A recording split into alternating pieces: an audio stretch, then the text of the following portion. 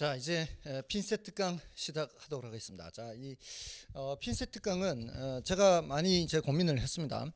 어떤 부분을 하는 것이 가장 좋을까? 일단 이제 많은 분들이 좀 첫 난관이라고 할 수 있는 이 부동산 학개론에서 총론이지나 처음으로 이제 부딪히는 수요 공급 이론하고요. 그리고 투자론에서 많이 이제 힘들어하시는 부분 있죠. 현금 수지 측정하고 그리고 투자 분석 기법에 대한 것을 뽑아봤습니다. 이거는 중요도가 굉장히 높죠. 중요도가 높으면서 많이들 또 힘들어할 수 있는 힘들어하는 그런 단원이 되겠습니다. 자, 그래서 이번 핀셋 특강에서 이 부분만큼은 확실히 정리하고 넘어갈 수 있도록 하면 좋겠습니다. 자, 먼저 수요 공급의 내용을 이제 보겠습니다. 자, 이 수요 공급하면은 이 문제가 한 4문제 정도 출제가 됩니다. 수요 공급 이론에서만 출제되는 게 굉장히 많이 출제가 되죠. 자, 여기서는 이제 수요 공급에서 수요 공급의 이제 개념에서 정리해야 되는 것이 있고요. 그다음에 이제 수요량 변화, 수요 변화라는 개념이 있어요. 수요량 변화, 수요 변화. 자, 요 개념 구분을 할 줄 알아야 되죠. 그리고 공급량 변화, 공급 변화 여기 함께 정리를 할 수가 있어야 됩니다. 그 다음에 이제 균형의 결정과 이동이라는 주제예요. 자, 균형의 결정과 이동. 자, 요 주제를 일단 여러분들이 정리를 할 수 있도록 해야 됩니다.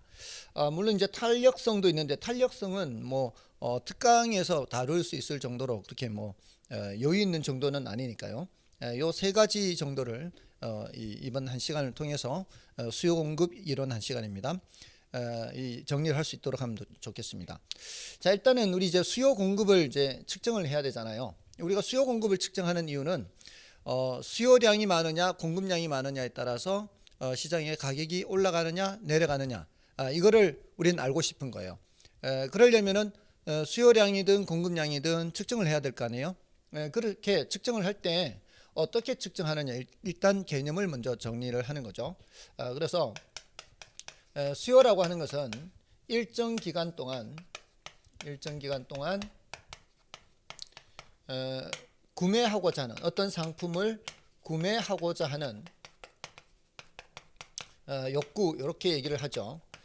자, 여기서 이제 우리 가장 중요한 게 바로 개념에서는 요겁니다. 일정 기간 동안을 전제로 측정하는 거죠. 이거를 우리는 유량이라고 얘기를 하죠. 영어로는 flow라는 영어 단어가 있죠. 흐를 유자입니다. 그리고 여기에 대응하는 개념이 절량인데요. 이 절량은 일정 시점을 전제로 측정을 하는 거죠. 그래서 이걸 영어로는 이제 스톡 이렇게 얘기하는데 이거는 이제 일정 시점을 전제로 하는 것이고요. 그리고 유량, 우리가 수요량을 측정할 때는 일정 기간을 전제로 측정을 하죠. 자, 이걸 개념을 구분할 줄 알아야 된다는 거죠. 우리가 이제 수요의 크기를 측정할 때 한 달이면 한 달, 1년이면 1년 이렇게 기간을 전제로 측정하는 것이 원칙입니다. 이게 원칙이죠. 예외적으로 자, 이렇게 절량으로 측정을 하는 겁니다. 자, 근데 이게 시험에 자주 나온다는 거예요. 자, 근데 이걸 사람에 따라 좀 다르겠지만 어떤 사람들은 특히 이제 힘들어하는 부분도 있어요. 근데 가장 손쉬운 방법이 뭔가 하면은 한 달에 얼마 이렇게 말을 해보는 거예요. 한 달에 얼마 이렇게 말을 해서 되면은 유량 개념이고요. 안 되면은 절량 개념인 겁니다. 그리고 절량 개념은 지금 얼마 이렇게 말을 해보는 거예요. 자, 이렇게 해서 지금 얼마 해서 말이 되면은 절량이고 말이 안 되면은 유량이라는 거죠. 자, 요걸 이제 일단 구별해야 되고요. 자, 그래서 지금 우리 1번 문제 있죠. 자, 1번 문제를 보시면은 그 문제도 있는데 자, 우리가 이제 실제 사용을 해보는 거예요. 우리 1번 문제를 보시면은 그 유량 자료, 절량 자료 구별하라고 돼 있지 않습니까? 다음 중 유량 자료에 해당하는 것은 모두 몇 개인가? 자, 유량 자료를 찾는 거예요. 자, 근데 주택 재고를 보겠습니다. 첫 번째 나오는 주택 재고가 한 달에 얼마나 되느냐? 이게 한 달에 얼마 하면 말이 되나요? 이게 말이 안 되죠. 근데 주택 재고가 지금 얼마 있어? 주택 재고 지금 얼마 있어? 이러면 말이 되죠. 그럼 이거는 절량이라는 뜻이에요. 유량으로 하면 말이 안 된다 이 말이에요. 한 달에 얼마 이렇게 말이 안 되는 거죠. 자, 근로자의 임금이 한 달에 얼마 이렇게 말이 되나요? 임금이 한 달에 얼마다. 임금이 한 달에 얼마 말이 되죠. 한 달에 얼마. 자, 이렇게 말이 되면은 이거는 임금은 유량이라는 거죠. 자, 그래서 임금 또는 소득이죠. 자, 이런 것들이 대표적인 유량 개념이에요, 사실은. 자, 그런데 우리가 이런 걸 하나를 알지 않습니까? 하나를 알면은 요걸 그냥 단지 외울 것이 아니고 소득이라는 소득은 모두 다 유량 개념이라는 것을 체크를 해야 돼요. 예를 들어 소득이 근로소득만 있는 게 아니고 사업소득도 있고 임대소득도 있고 배당소득, 이자소득, 소득이라는 소득은 전부 다 무슨 개념이다? 유량 개념이라는 거예요.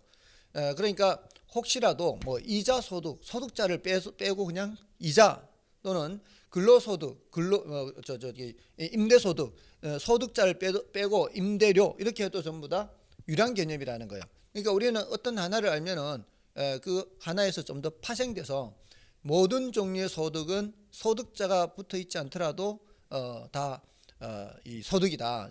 유량 개념이다. 이자, 배당 이런 것들이 전부 다 유량 개념이라는 거예요. 그리고 우리가 이제 받는 게 소득이잖아요. 받는 게. 주는 사람 입장에서는 뭐예요? 그는 지출이잖아요. 그러니까 임대료 수입이 한 달에 얼마 발생해요. 근데 임대료 수입이 나한테 발생한다는 얘기는 상대방한테는 임대료 지출이 발생하는 거죠. 자, 그러니까 지출과 소득은 똑같이 유량 개념이다. 이렇게 되는 거죠. 자, 그렇게 해서 이거 항상 그 어떤 하나를 배우면은 그걸 더 파생해서 이렇게 정리할 수 있도록 하는 게 좋다는 겁니다. 자, 그리고 부채 잔금 있죠. 부채 잔금. 자, 우리가 빚을 갚아 나가다가 잔금이 얼마예요? 이렇게 하잖아요. 잔금이 얼마예요? 이렇게 하면은 지금 얼마예요? 이렇게 해서 말이 되는 거죠. 부채 잔금은 지금 얼마예요? 하면 말이 되는 것이어서 이거는 절량이 되고요. 다음에 도시 인구 규모라고 돼 있죠. 자, 도시 인구가 한 달에 몇 명? 이 말이 안 되죠. 도시 인구가 한 달에 몇 명? 이건 말이 안 되는 거예요. 도시 인구가 지금 몇 명? 이건 말이 되죠. 그럼 도시 인구는 이게 절량이 되는 거죠. 다음에 가계 자산 하잖아요. 자산이 지금 얼마야? 이렇게 하는 건 말이 되죠. 자산이 한 달에 얼마야? 이건 말이 좀 안 맞는 거죠. 그러니까 자산도 절량 쪽에 속한다는 거예요. 또 신규 주택 공급량. 자, 요거는 조금 외울 필요도 있어요. 한편으로는 신규 공급량. 자, 이 신규 공급량은 유량으로 이제 기억할 필요가 있는데 왜냐하면 이건 좀 더 중요하기 때문에 그래요. 자, 우리 이제 1년에 우리나라에서 한 40만 채, 50만 채 정도 공급을 해요. 제가 방금 뭐라 그랬어요? 1년에 했죠. 1년에 40만 채, 50만 채. 자, 요거는 유량 개념이기 때문에 그렇다는 얘기예요. 그러니까 1년에 4, 50만 채 이렇게 하면은 이제 새로 지어서 공급하는 걸 말하는 거죠. 근데 이미 기존에 지어져 있는 거 있죠. 요 주택 재고가 대표적이죠. 이미 지어져 있는 거는 기존 주택이죠. 이런 거는 이제 절량이 되겠지만 새로 지어서 공급하는 거는 유량 공급이 된다. 이렇게 보시면 돼요. 그래서 신규 공급량은 유량이다. 자, 이렇게 이제 비교를 하시면 되겠습니다. 자, 그래서 지금 여기 그 유량 자료에 해당하는 것은 임금, 유량에 해당하죠. 소득 이런 것들이 모두 다 함께 유량이고요. 신규 공급량도 유량이어서 유량은 두 가지고요. 그리고 주택 재고라든가 그다음에 부채 잔금, 그다음에 도시 인구 규모, 자산, 가계 자산이든 뭐 기업의 자산이든 자산은 전부 다 절량 이렇게 해서 구별을 할 수가 있어요. 자, 결국은 우리가 이제 유량 변수, 절량 변수 여기에서는 한 달에 얼마 이렇게 말을 해보고 말이 되면은 유량, 안 되면 절량, 뭐 또 지금 얼마 해서 말이 되면 절량, 안 되면은 유량. 자, 이렇게 이제 구별할 수 있다는 거죠. 자, 유량에서는 그렇고요. 유량, 절량에서는 다음에 이게 구매하고자 하는 요거는 사전적 개념이죠. 구매를 한 게 아니에요. 구매를 한 게 아니고 구매를 하려고 하는 것을 측정하는 겁니다. 자, 이 구매를 하려고 하는 걸 측정하는 건데, 자, 우리는 왜 이런가 하면은 자, 이런 거예요. 우리가 알고 싶은 거는 수요량이 많으냐 공급량이 많으냐에 따라서 가격이 올라가는지 내려가는지 이걸 알고 싶은 거예요. 자, 그런데 중개사무소에 물건을 사러 오는 사람들이 이제 있어요. 그 사러 오는 사람들이 많으면 많을수록 가격이 올라갈 거 아니에요. 자, 그런데 계약서를 이미 써버린 사람은 어때요? 계약서를 이미 써버린 사람은 더 이상 가격에 영향을 미칠 수가 없어요. 지금 사러 오려는 사람, 사려고 하는 사람에 의해서 가격이 올라가는 것이지, 이미 사버린 사람은 더 이상 가격에 영향을 미칠 수가 없다는 겁니다. 그래서 사전적 개념으로 측정을 하는 거예요. 절대로 사후적으로 측정하면 안 되는 겁니다. 이게 측정하기가 물론 쉽지는 않죠. 측정하기가 쉽지는 않은데, 절대로 이미 물건을 사버린 사람은 더 이상 가격에 영향을 미칠 수가 없기 때문에 우리는 반드시 사전적 개념으로 측정을 해야 된다는 거죠. 다음에 이제 구매하고자 하는 욕구, 요거는 이제 구매 의사와 지불 능력이 모두 있는 유효 수요를 말하는 겁니다. 의사도 있고 지불 능력도 있고 이런 걸 이제 유효 수요라고 하죠. 이 구매 의사는 있는데 지불 능력이 없으면은 안 되는 거죠. 자, 우리는 시장에 갈 때 뭐를 들고 가야 돼요? 시장에 갈 때 돈을 들고 가야 되죠. 돈을 들고 가야 되기 때문에 우리는 유효 수요로 측정한다. 자, 이렇게 이제 개념 정리를 하시면 되겠습니다. 자, 이렇게 세 가지 체크를 하면 돼요. 경제 주체가 일정 기간 동안 유량으로 측정을 해야 되고요. 상품을 구매하고자 하는 사전적 개념이고요. 그리고 구매하고자 하는 그 욕구는 구매 의사뿐만이 아니라 지불 능력이 있는 이 유효 수요를 얘기한다. 자, 개념에서는 이제 이렇게 정리를 하시면 되고요. 자, 그 다음으로 이제 중요한 것이 바로 수요량 변화, 수요 변화 또는 공급량 변화, 공급 변화. 자, 요 개념이에요. 자, 근데 그걸 설명을 드리려면은 일단 수요량이 이제 구체적으로 수량으로 표시가 돼야 돼요.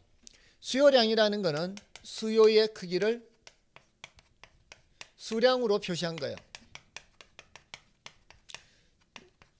수요의 크기를 수량으로 표시한 건데, 자, 요거를 이제 수요량에 영향을 미치는 여러 가지 요인들이 있죠. 수요량에 영향을 미치는 여러 가지 요인들을 이제 수요 결정 요인 이렇게 얘기를 해요.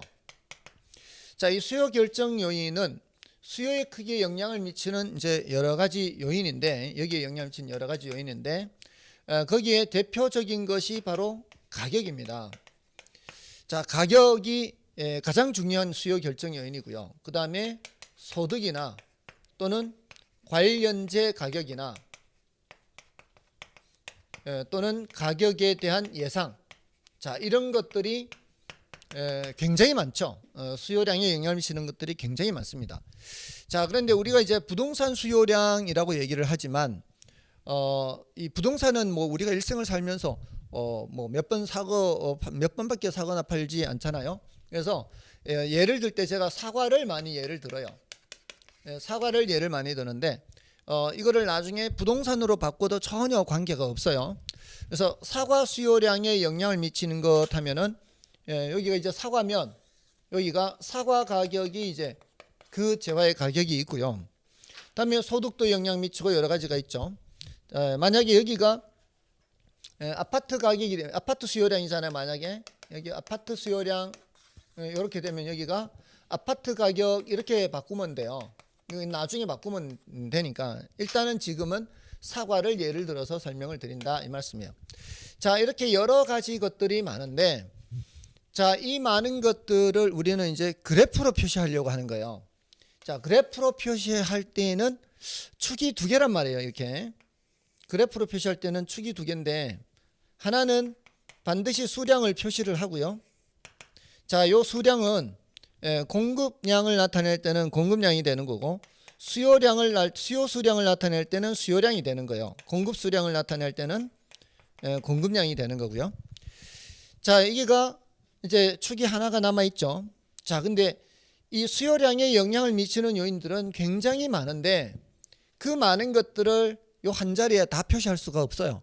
그래서 많은 것들 중에 다른 것들은 일정하다고 보고 가격과 수요량과의 관계만 그래프로 표시하는 거예요. 자, 수량은 여기다 표시하고요. 좌우로. 가격은 상하로 표시하는 거죠. 자, 가격이 얼마일 때, 자, 예를 들어 가격이 10,000원일 때, 자, 수요량이 이만큼이다. 자, 요 길이가 바로 뭐예요? 요 길이가 바로 수량입니다. 자, 여러분들은 이 길이를 잘 보셔야 돼요. 그래서 가격이 예를 들어 15,000원 올라간다. 그러면은 수요량이 이렇게 변한단 말이에요. 이 길이가 변한다는 게 뭐가 변한가요? 수요량이 변한 거예요. 수요량이. 지금 이 수요량이 길이로 나타나는데 가격이 올라가면 수요량이 이렇게 줄어드는 거죠. 자, 근데 가격이 내려가면 어떻게 돼요? 수요량이 늘어나는 거죠. 자, 이렇게 가격이 변하면서 수요량이 변하는 것을 요 길이로 표시하고 있습니다. 자, 이게 바로 지금 가격이 변할 때 이 수요량 변화를 나타낸 거예요. 다른 것들은 어떻다고 보는 거예요? 다른 것들은 변함이 없다고 보는 거죠. 그러니까 우리가 한 달에 사과를 얼마만큼씩 먹는 집에서 뭐 지난달, 이번 달 이렇게 계속 수요량을 사과를 구매한다면 지난달이나 이번 달이나 소득에도 차이가 없고 관련재 가격에도 차이가 없고 이런 게 변함이 없을 때 사과 가격이 변할 때 수요량이 얼마나 변하는지 이것만 살펴본다 이 말이에요. 다른 것들은 변하지 않고. 자, 그랬을 때 요 끝점들 있죠. 자, 이 끝점들을 연결하면 이게 바로 뭐다? 이게 바로 수요 곡선이라는 거죠. 자, 이 수요 곡선이 이제 오른쪽 아래로 내려가는 이유는 가격이 내려가면서 수요량이 늘어나기 때문이죠. 이 길이가 길어진다는 게 수요량이 늘어난 거죠. 자, 이렇게 해서 수요 곡선의 형태는 이제 우하향하는 형태로 나타나죠. 자, 우리는 이걸 보면 뭘 알 수 있다? 가격이 변할 때 수요량이 어떻게 변하는지 이 길이로 확인할 수가 있다는 거죠.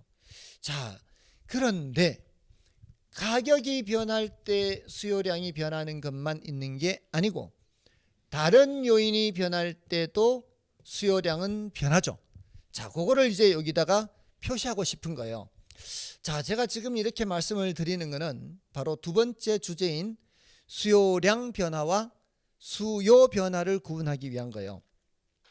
자, 이제 가격 이외에 고정되어 있는 여러 가지 요인들 중에서 소득이 변할 때 수요량이 변한다라고 한번 해볼게요.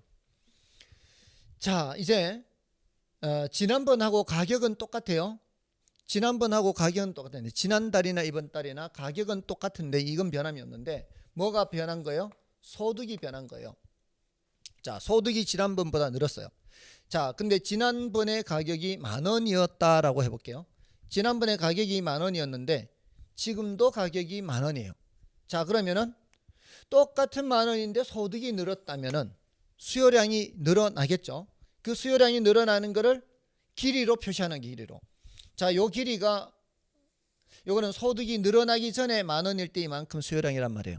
근데 소득이 늘어나면은 수요량이 더 늘어나겠죠. 똑같은 10,000원이라도 자, 요 길이는 소득이 늘어나기 전에 수요량이고요. 요 길이는 소득이 늘어났을 때 수요량이죠. 자, 근데 그거는 가격이 10,000원일 때 얘기해요. 만약에 가격이 15,000원으로 올랐다라고 해볼게요.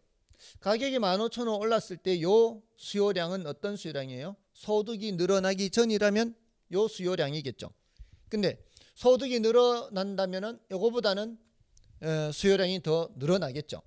자, 마찬가지 가격이 5,000일 때도 그래요. 가격이 5,000일 때 이 길이는 어떤 거예요? 소득이 늘어나기 전에 수요량입니다. 근데 소득이 늘어난다면은 요 길이보다는 더 늘어난다는 거죠. 자, 결국은 지금 이 노란 선으로 나타낸 이 끝점들은 뭐예요? 소득이 늘어나면 이렇게 전체적으로 길이가 이렇게 길어지고 있죠. 자, 이렇게 해서 수요량이 변하는 것을 표시할 수가 있는 거예요. 그러니까 가격이 변해서 수요량이 변할 때에는 같은 수요곡선상에서 이렇게 길이가 변해요. 근데 소득이 변해서 수요량이 변할 때는 이 수요곡선 자체가 이렇게 길어지고 있죠. 자, 우리는 이걸로 이제 가격이 변하느냐, 가격 외의 요인이 변하느냐 이거를 구별하는 겁니다. 자, 그래서 이렇게 수요곡선 자체가 이렇게 전체적으로 길이가 길어지죠. 이렇게 전체적으로 길이가 길어지는 것은 가격 외의 요인이 변한 거고 같은 수요곡선에서 이렇게 길이가 변하는 건 뭐예요? 가격이 변한 거죠. 자, 그래서 우리는 이거를 이제 구별을 해서 자, 이렇게 나타낼 수 있는 거예요. 수요량 변화와 수요 변화 이렇게 나타내는 거예요. 자, 이 수요량 변화는 수요 변화와는 달리, 자 여기 하나는 양자가 붙어 있죠. 여기는 양자가 없고요. 자 수요량 변화는 그 재화의 가격이 변하는 거죠. 그 재화의 가격 변화.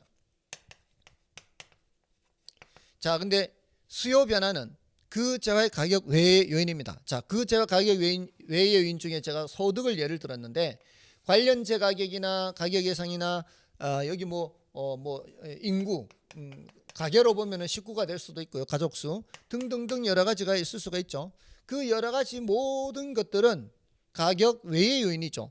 자 가격 외의 요인 중에 그 중에 제가 소득을 예를 들었지만, 소득을 예를 들지 않고 뭐 예를 들어 우리 가족수, 가족수가 만약에 4인 가족에서 2인 가족으로 줄어든다. 원래는 4인 가족이었는데 2인 가족으로 줄어든다.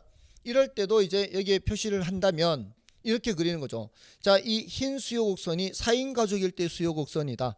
만약에 가족 수가 뭐 출가하고 외지로 나가고 해서 가족 수가 줄어들면 만 원 할 때 이만큼 샀던 거는 가족 수가 4인 가족일 때고, 가족 수가 줄면 식구 수가 줄면은 수요량이 좀 줄겠죠. 또 15,000원일 때 이만큼은 식구 수가 4인 가족일 때고, 식구 수가 줄면 양이 줄겠죠. 5,000원일 때도 4인 가족보다는 2인 가족이 줄겠죠. 자, 전체적으로 어떻게 돼요? 전체적으로 이 길이가 짧아지게 되는 거 이렇게. 자, 전체적으로 이렇게 짧아지는 거는 수요량이 감소하는 거잖아요. 근데 요때 수요량은 다 감소하는데 표현을 할 때 이거를 수요 곡선 자체가 이동하는 거는 수요 변화라고 해서, 전체적으로 길이가 길어지면 수요 증가라고 하고 전체적으로 짧아지면 수요 감소, 이렇게 이제 표현을 하는 거예요. 자, 그런데 같은 수요 곡선상에서 이 길이가 변하는 거죠. 이것도 길이가 변한다는 건 수요량이 변한다는 거예요. 자, 그러니까 이렇게 길이가 변하든 이렇게 길이가 변하든 길이가 변해요. 그거는 수요량이 변하는 건데, 다만 이거를 표현을 할 때 자, 이렇게 가격이 변하면은 수요량 변화라고 양자를 붙이고, 가격 외의 요인이 변하면은 이게 그 재화의 가격 외죠. 그 재화의 가격 외의 변화죠. 외의 변화. 이러면은 수요 변화다. 이렇게 이제 양자를 쓰느냐 안 쓰느냐 이 차이가 있는 거죠. 사실은 자, 이 수요량 변화와 수요 변화는 사실은 번역상 조금 이제 오류예요. 사실은 이 영어 표현을 번역을 한 건데, 수요량 변화는 이 수요량 변화요. 이거는 movement on the demand curve라 그래요. 그러니까 수요 곡선 상의 이동 이렇게 돼 있어요. 영어 표현이 movement on the demand curve. 수요 곡선 상의 이동 이렇게 돼요. 이게 이 길이가 변한다는 얘기죠. 근데 이 수요 곡선 자체가 이렇게 이동하는 거 있죠. 이거를 영어로는 shift of the demand curve라 그래요. 수요 곡선의 이동 이렇게 표현을 해요. 그러니까 영어로 표현하면은 수요량 변화, 수요 변화가 전혀 헷갈릴 게 없어요. shift of the demand curve, 이 수요 곡선의 이동 이렇게 하면은 가격 외의 요인 이렇게 하면 되고, movement on the demand curve, 수요 곡선 상의 점의 이동 하면은 가격이 변해서 수요량이 변한다 이렇게 하면은 영어식으로 표현한다면은 전혀 문제가 될 거 없는데, 이걸 괜히 번역할 때 하나는 수요량 변화, 하나는 수요 변화 이렇게 해서 괜히 헷갈리게 돼 있는 거예요. 어떤 것이든 간에 수요량은 변하는 거예요. 근데 이것은 어떻게 되는 거예요? 같은 수요 곡선상에 점의 이동이다. 점의 이동인데 뭐가 변하고 있어요? 요 길이가 변하고 있죠. 요게 바로 뭐다? 수요량 변화. 자, 근데 수요 변화는 수요 곡선 자체가 이렇게 이동하는 거예요. 그럼 뭐가 변하는 거예요? 이 길이에서 이 길이로 변하거나 이 길이에서 이 길이로, 전체적으로 길이가 변하죠. 이게 바로 뭐다? 자, 수요 변화다. 자, 이 개념 구분이 굉장히 중요합니다. 이 개념 구분 자체를 질문한다는 거예요. 자, 그래서 수요량 변화, 수요 변화 이 개념 구분 꼭 기억을 하셔야 되고요. 자, 이제 개념 구분은 됐죠. 자, 수요량 변화, 수요 변화 개념 구분 됐는 것처럼 공급량 변화, 공급 변화도 똑같이 얘기를 할 수가 있는 거예요. 자, 공급량 공급 변화는 여기 똑같이 대칭적으로 얘기를 하면 돼요. 수요 자리에 공급 집어넣으면 일정 기간 동안 구매하고자 하는 아니고 판매하고자 하는 이렇게 바꾸면 되고, 그 욕구 똑같아서 유량 저량할 때 원칙적으로 유량으로 측정하고, 일정 기간 마찬가지 원칙이고, 한 달에 하면 이거 이제 구변하면 되는 거죠. 그리고 유효 수요 자리에 유효 공급 이렇게 바꾸면 돼요. 자, 이거는 이제 수요를 알면은 공급은 자동으로 그냥 대칭적으로 가면 돼요. 자, 그리고 여기서도 어떻게 해요? 수요량 자리에 뭘 집어넣으면 되는 거예요? 수요량 자리에 공급량 이렇게 집어넣으면 되는 거예요. 자, 그럼 여기 뭐의 크기를, 공급의 크기를 수량으로 표시 이렇게 하면 돼요. 공급의 크기를 수량으로 표시 이렇게. 자, 이제 수요 결정 요인 했었잖아요. 자, 이제 공급 결정 요인 이렇게 바꾸면 돼요. 공급 결정 요인 이렇게 바꾸면 돼요. 또 대칭적이에요. 자, 이제 수요자 입장에서 보는 게 아니고 이제 공급자 입장에서 봐야 돼요. 자, 이제는 공급자 입장에서는 이제 가격은 어차피 똑같아요. 수요자들도 공급자들도 모두 다 가격에 따라서 이제 행동을 하게 되니까. 자, 근데 이제 뒤가 좀 달라요. 이걸 조심해야 돼요. 수요자들은 소득이 중요한 수요 결정 요인이었어요. 근데 공급자들은 그게 아니에요. 소득은 이제 들어가지 않는 거예요. 이거 이제 빠지는 거예요. 공급자 입장에서는 생산 요소 가격 이게 중요해요. 생산 요소 가격.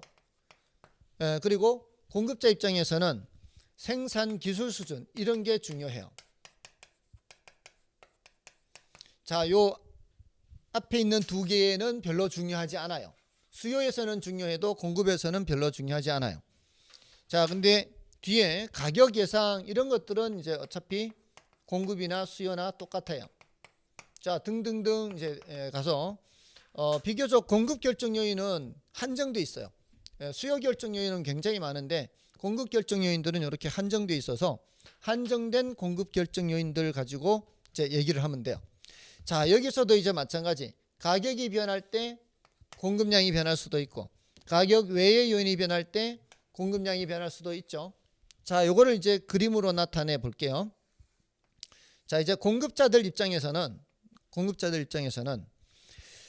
자, 가격이 어떤 가격 수준에서 이만큼 공급하려고 한다고 쳐볼게요. 자, 이 수량이 자, 이제 공급을 읽을 때는 공급량이 되는 거예요. 수요를 읽을 때는 수요량이 되는 거고 공급을 읽을 때는 공급량이 되는 거고. 자, 10,000원일 때 농민들이 이만큼 생산하려고 했다고 치면은 가격이 또 올라가면 자, 이제 공급자들 입장에서는 가격이 올라가면은 더 많은 양을 생산하려고 하겠죠. 이 돈이 되니까. 그러니까 생산자 입장에서는 가격이 올라갈수록 좋은 거잖아요. 자, 그러니까 더 많이 생산을 하려고 해요. 가격이 내려가면 돈이 안 되니까 생산량을 줄이려고 하죠. 자, 이렇게 자, 이제는 수요 곡선에서와는 반대로 공급자들은 가격이 올라갈수록 공급량을 늘립니다. 이 길이가 수량이죠. 수량. 공급 수량을 늘려요. 가격이 내려가면은 공급 수량을 줄이고 가격이 올라가면 공급 수량을 늘리죠. 자, 그래서 이 끝점을 연결하면 이것이 바로 공급 곡선이 되는 거죠. 자, 수요 곡선과는 달리 공급 곡선은 우상향하는 형태로 나타나죠. 자, 이거를 잘 기억해야 돼요. 자, 여러분들이 이 선을 없애도요. 이 선이 없어도 머릿속으로는 뭘 기억해야 되는 거예요. 아, 가격이 올라갈 때는 공급 수량이 늘어나는구나. 자, 이거는 앞에 수요에서와는 반대죠. 수요 곡선이 이렇게 지금 전혀 선이 그어져 있지 않아도 머릿속으로 이 선을 그어야 되는 거죠. 속으로 이렇게 그어야 돼요. 그래서 가격이 내려갈 때 수요량이 늘어나는구나. 이거를 생각할 수 있어야 되는 것처럼 여기서도 가격이 올라갈 때 공급 수량이 늘어나네. 이걸 속으로 생각해야 된다 이 말이죠. 자, 이렇게 공급 곡선은 가격과 공급량과의 관계를 그래프로 나타낸 거예요. 자, 앞에 수요에서와 마찬가지로 이제 수요에서 가격 외에 다른 게 변했을 때 수요량이 변하는 것을 그래프 이동을 통해서 나타냈죠. 그래서 가격이 변하면 수요량 변화, 가격 외의 요인이 변하면 수요 변화 이렇게 했던 것처럼 공급 결정 요인에서도 가격이 변해서 공급량이 변하는 것은 이렇게 변하는 거죠. 같은 곡선상에서 이 길이가 변하는 거, 이렇게 길이가 변하는 거는 공급량 변화가 돼요. 근데 다른 게 변했을 때, 가격 외의 요인이 변했을 때는 어떻게 하느냐 이 말이에요. 자, 예를 들어서 생산 요소 가격이 올라갔어요. 인건비가 올라가요. 자, 인건비가 올라가면은 생산량이 어떻게 되겠어요? 생산량이 줄어든다는 거죠. 똑같은 가격이라도 인건비가 올라가면 생산량이 이렇게 줄어요. 똑같은 10,000원이라도 인건비가 올라가면 생산량이 줄어들어요. 똑같은 15,000원이라도 생산량이 줄어든다고요. 생산 요소가 올라가면. 그러니까 이런 인건비가 올라가고 또는 뭐 자재 가격이 올라가고 이렇게 해서 생산량이 줄어드는 것은 이 끝점을 연결한 이런 식으로 나타내는 거죠. 자, 그러니까 공급곡선 자체가 왼쪽으로 이렇게 이동하는 거예요. 길이가 어떻게 돼? 전체적으로 길이가 짧아지는 거죠. 이 길이에서 이 길이로, 이 길이에서 이 길이, 이 길이에서 이 길이. 전체적으로 이렇게 줄어들어서 공급량이 줄어드는 것은 가격 외의 요인이 변해서 공급량이 줄어드는 거죠. 자, 이게 수요 예서와 유사하다는 거예요. 그러니까 또 생산 기술 수준도 볼까요? 생산 기술이 향상되면 어떻게 해요? 기술이 향상되면 똑같은 가격이라도 더 많이 생산할 수 있지 않나요? 기술이 향상되면 똑같은 가격이라도 더 많이 생산할 수 있어요. 이 길이가 더 길어진다는 거죠. 자, 이렇게 하면은 이 끝점을 이렇게 연결하면은 여기서도 공급곡선 자체가 이렇게 이동을 하죠. 자, 기술이 발전하든 또는 생산 요소가 올라가든 이 공급곡선 자체가 왼쪽에 그려지거나 오른쪽으로 그려지거나 이렇게 그려지는 것은 가격 외의 요인이 변해서 새로이 선을 그려서 나타내는 거죠. 자, 그러니까 위에 이제 수요 결정 요인에서 변할 때나 공급 결정 요인에서 변할 때가 논리적으로 똑같다는 얘기죠. 자, 그러니까 여기서 공급량 변화, 공급 변화도 마찬가지로 정리할 수 있다는 거예요. 공급량 변화는 그 재화의 가격이 변하는 거고, 공급 변화는 그 재화 가격 외의 요인이 변한다는 거죠. 자, 그래서 이걸 이제 그래프로 나타내면은 공급량 변화는 같은 곡선상에서 점의 이동으로 나타내는 게 공급량 변화가 되는 거고, 공급 변화는 공급 곡선 자체가 이렇게 이동하는 거죠. 자, 여기서 요 길이에서 요 길이로 늘어난다거나 이렇게 더 늘어나죠. 이렇게 또는 요 길이에서 이렇게 더 늘어나는 것. 자, 요거는 가격 외의 요인이 변해서 공급량이 변하는 거죠. 자, 이런 걸 우리는 공급 변화를 한다. 자, 일단 이 개념 구분이 중요합니다. 자, 그래서 가격이 변하느냐, 가격 외의 요인이 변하느냐, 수요에서든 공급에서든 그 재화의 가격이 변하면 수요량 변화, 공급량 변화에서 요 길이 변하든가 요렇게 변하든가. 자, 이게 수요량 변화, 공급량 변화. 여기서는 그 재화 가격 외의 요인이 변해서 이렇게 변하면은 수요 변화, 공급 곡선이 이렇게 변하면 공급 변화. 자, 이렇게 개념 구분을 하셔야 돼요. 자, 이게 이제 두 번째 주제예요. 일단 개념에서 우린 유량 변수, 저량 변수 이게 중요하고요. 그 다음에 수요량 변화, 수요 변화, 공급량 변화, 공급 변화 이 개념 구분이 매우 중요하다는 거예요. 자, 왼쪽은 그 재화의 가격이고요. 오른쪽은 그 재화의 가격 외의 요인이 변한다. 자, 이걸 구별을 해야 돼요. 자, 일단은 여기까지가 됐으면 이제 중요한 고비는 넘긴 거예요. 그 재화의 가격이 변한다. 같은 수요 곡선상의 점의 변화다. 그 재화의 가격 외의 요인이 변한다. 수요 곡선의 이동이다. 또는 공급 곡선의 이동이다. 자, 이 개념 구분은 됐다면 그 다음으로 이렇게 이제 여기서 체크해야 되는 게 바로 이 수요 변화에서입니다. 자, 수요 변화는 뭐예요? 수요 변화는 가격 외의 요인이 변하는 거죠. 가격 외의 요인.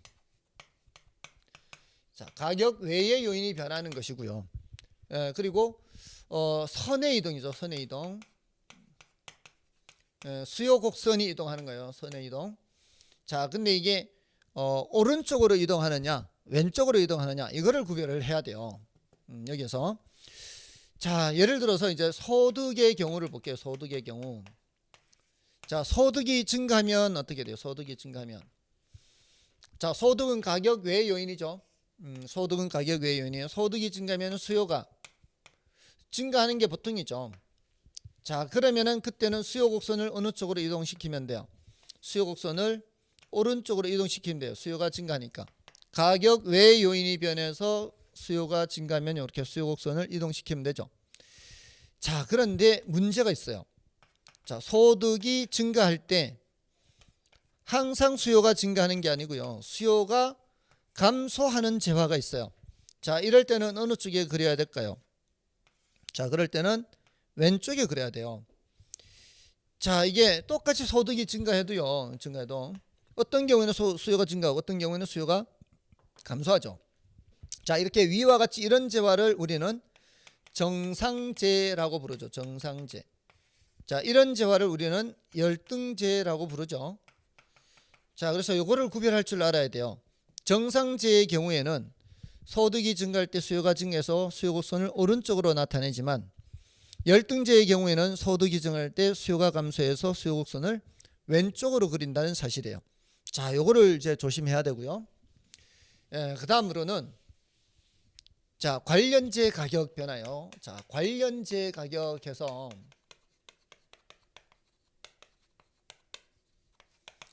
자, 여기서 여기는 이제 관련재는 두 가지가 있어요. 하나는 대체재가 있고요. 하나는 보완재가 있어요.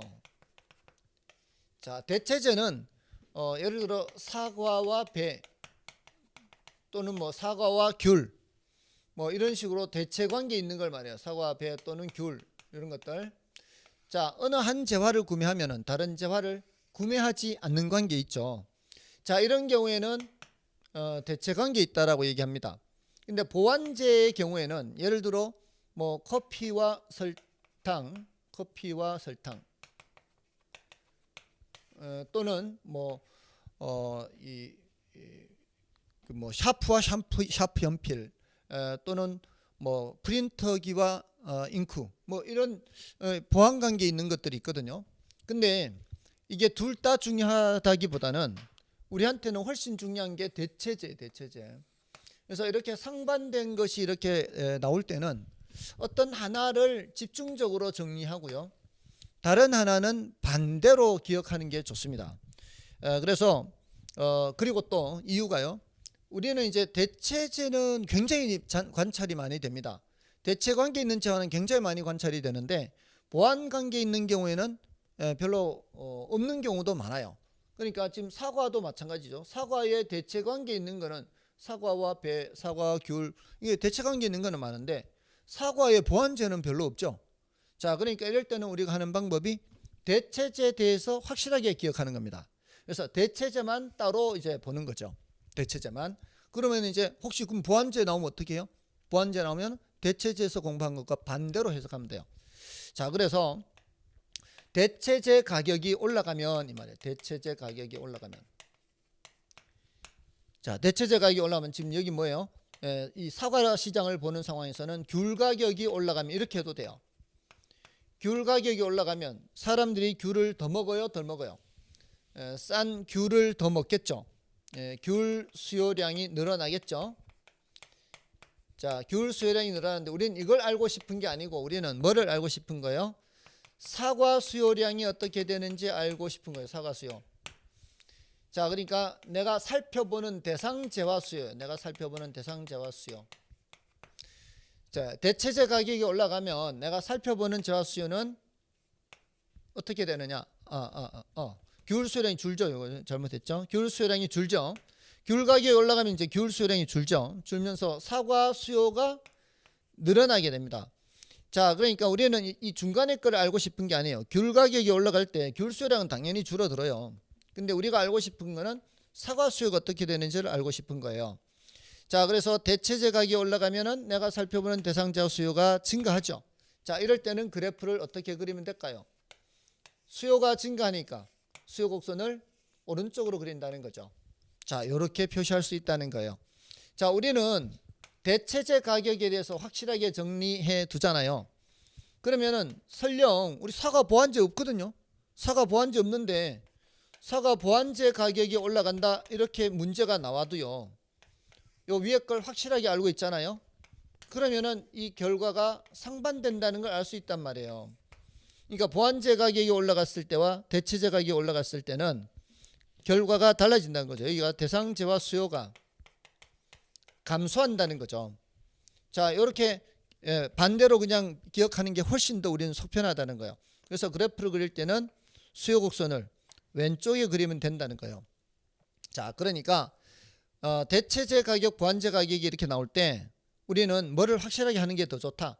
대체제 가격을 확실하게 하는 게 더 좋다. 이렇게 기억하시라고요. 자, 이렇게 해서 대체제 가격이 올라갈 때에는 내가 살펴보는 대상 제한 수요가 증가한다. 자, 실전 시험에서는 이 중간에 거를 생각할 틈이 없어요. 그래서 요거를 바로 기억하는 게 좋아요. 대체제 가격이 올라가면 가격이 올라가면은 대상 제한 수요가 증가한다라는 거예요. 자, 요걸 어떻게 기억하고 있는가 하면은 대값이 이렇게 기억하세요. 대값이 대체제 가격이 변하는 방향과 내가 살펴보는 저 수요 변하는 방향이 비례다라는 거예요. 여기가 올라가면 여기도 올라간다, 비례다, 이렇게 기억하시면 돼요. 자, 대값이 이렇게요. 자, 근데 간혹 요걸 질문할 때가 있어요. 대체제 가격이 올라가면 대체제 수요가 어떻게 돼요? 대체제 수요는 줄어들죠. 자, 그러면 요거하고 요거는 어떻게 돼요? 반대가 되죠. 반대가. 그래서 대수반 이렇게 하면 돼요. 대수반. 대체제 수요가 나올 때는 반대로 움직입니다. 여기 변화 방향과 여기 변화 방향이 반대로 이렇게 기억하시면 돼요.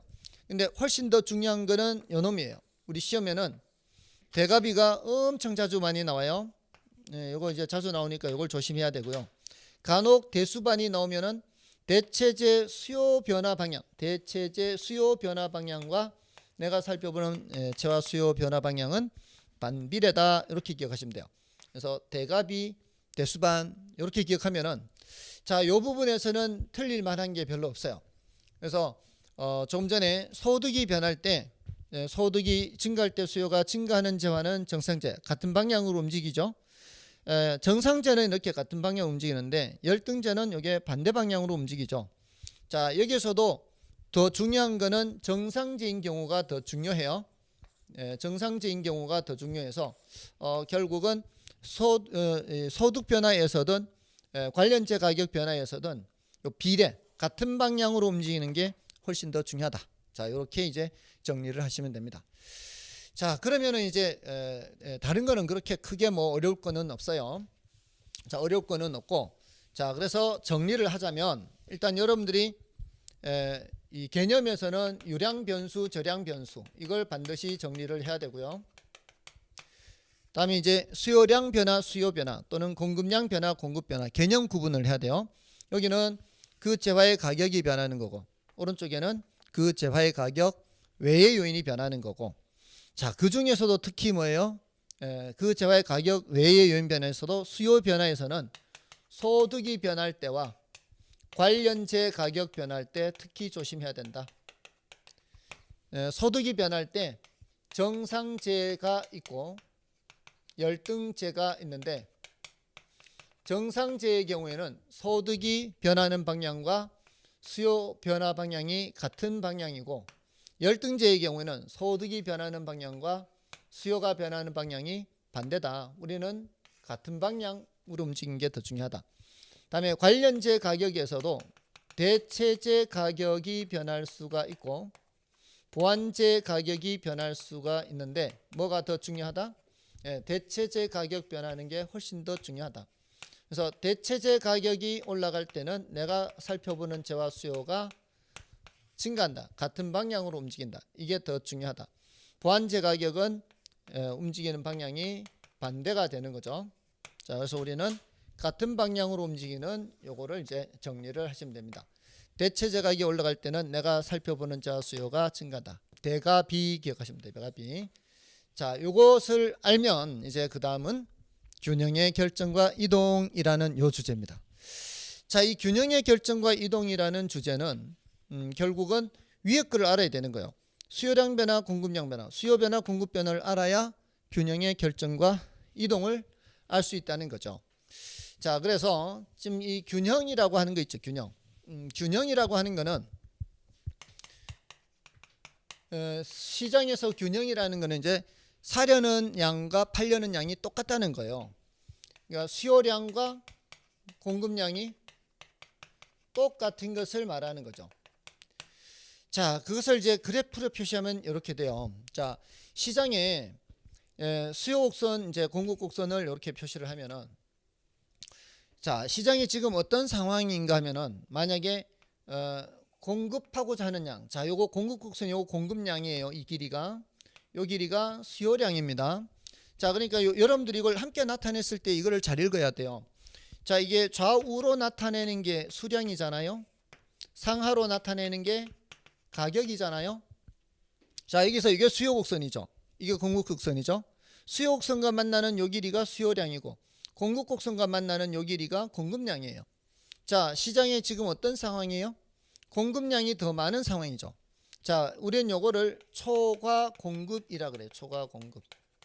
자, 이렇게 생각해도 돼요. 그림으로 나타내면 이런데, 무대 여러분이 보셨을 때 무대 왼쪽에 수요자들이 등장했고요. 무대 오른쪽에 공급자들이 등장했는데, 공급자들은 이만큼 등장했고 수요자들은 이만큼 등장했다, 이런 뜻이에요. 자, 그럼 물량이 많다 이 말이에요. 물량이 많으면 어떻게 돼요? 가격이 내려가죠. 초과 공급일 때는 가격이 내려갑니다. 자, 가격이 내려가니까 어떻게 해요? 가격이 내려가면은 공급량이 점점 줄어들겠죠. 자, 그러면서 가격이 내려가면서 수요량은 점점 많아지겠죠. 이게 뭔 소리요? 가격이 내려가면서 시장 무대 왼쪽에 수요자들은 점점 들어오고요. 이게 수요자들이 들어온다는 게 이거고요. 공급자들은 빠져나갑니다. 이게 줄어든다는 거죠. 이 길이가 점점 줄어든다는 게 가격이 내려가면서 공급자들은 빠져나간다, 이런 거예요. 자, 그러니까 점점 어떻게 돼요? 이 수요 곡선에서 요 수요량이나 공급 곡선에서 요 공급량이 같아지죠. 자, 요 상태가 뭐가 같아지는 거예요? 수요량과 공급량이 같아지는 거죠. 자, 이게 바로 뭐다? 바로 균형이다, 이렇게 되는 거죠. 그래서 요 점을 균형점이라고 얘기를 하는 거예요. 자, 근데 반대로 이 상황은 어떤 상황일까요? 이 상황은, 자, 여기는 수요량이 이 길이로 나타났죠. 수요량. 여기서부터 여기가 수요량. 그리고 여기서부터 여기 길이가 공급량이에요. 이게 공급 곡선이고 여기 수량이 공급량. 자, 이제 뭐가 더 많은 거예요? 수요량이 이만큼 더 많죠. 수요 곡선이 이거니까 수요량이 이 길이고 공급량이 이 길이에요. 자, 이걸 뭐라 그래요? 우리는 요거를 초과 수요라 그래요. 자, 초과 수요면은, 자, 시장 이 무대 왼쪽에 수요자들이 더 많고 무대 오른쪽에 공급자들이 더 적어요. 자, 초과 수요일 때는 어떻게 해요? 가격이 올라가는 거죠. 자, 가격이 올라가게 되면은 이렇게 올라가는 거야. 가격이 올라가면은 수요량은 점점 줄어들고요. 자, 가격이 올라가니까 수요자들은 빠져나가는 거죠. 그리고 가격이 올라가니까 공급자들은 더 들어오는 거예요. 더 늘어나는 거죠. 자, 그래서 이 상태가 되면은 균형이 되는 거죠. 다시. 자, 그래서 결국은 초과 공급일 때는 가격이 내려가서 균형으로 가는 거고, 초과 수요일 때는 가격이 올라가서 균형으로 가는 거죠. 자, 그래서 결국은 초과 공급일 때는 가격이 내려가서 균형으로 가는 거고, 초과 수요일 때는 가격이 올라가서 균형으로 간다. 이게 바로 균형의 결정이다, 이 말이에요. 그래서 결국은 이제 말로 하면은 균형은 어디서 결정돼요? 하면은 수요량과 공급량이 일치할 때 결정돼요. 이렇게 하면 되고요. 그래프로 나타내면 어디예요? 수요 곡선과 공급 곡선이 교차하는 점에서 균형이 결정이 돼요. 자, 이렇게 대답을 하면 되는 거예요. 자, 그 다음 단계로는, 자, 결정된 균형이잖아요. 결정된 균형이 이동하는 것을 보는 겁니다. 자, 결정된 균형이 이동한다는 것은 이 교차점이 이동한다는 뜻이에요. 자, 이 교차점이 이동합니다. 자, 이 교차점이 이동하는 것은 수요 곡선이 이동하든가, 자, 이렇게 또는 이렇게, 공급 곡선이 이동하든가 이렇게 또는 이렇게 이동하는 거죠. 자, 그러니까 최초 균형 상태를 나타낸, 자, 요거는 지우고요. 최초 균형이 요 이제 흰 점이에요. 흰 점에서 수요 곡선이 이동하거나 했을 때 새로운 교차점이죠. 이때 공급 곡선은 그대로 있는 거예요.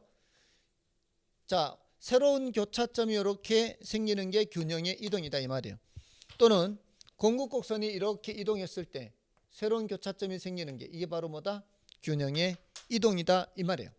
자, 그러면 결국은 균형의 이동이라는 거는 수요 변화 또는 공급 변화를 알아야 되는 거예요. 수요 곡선이 이동하거나 공급 곡선이 이동해야 균형의 이동이 발생한다, 이 얘기입니다.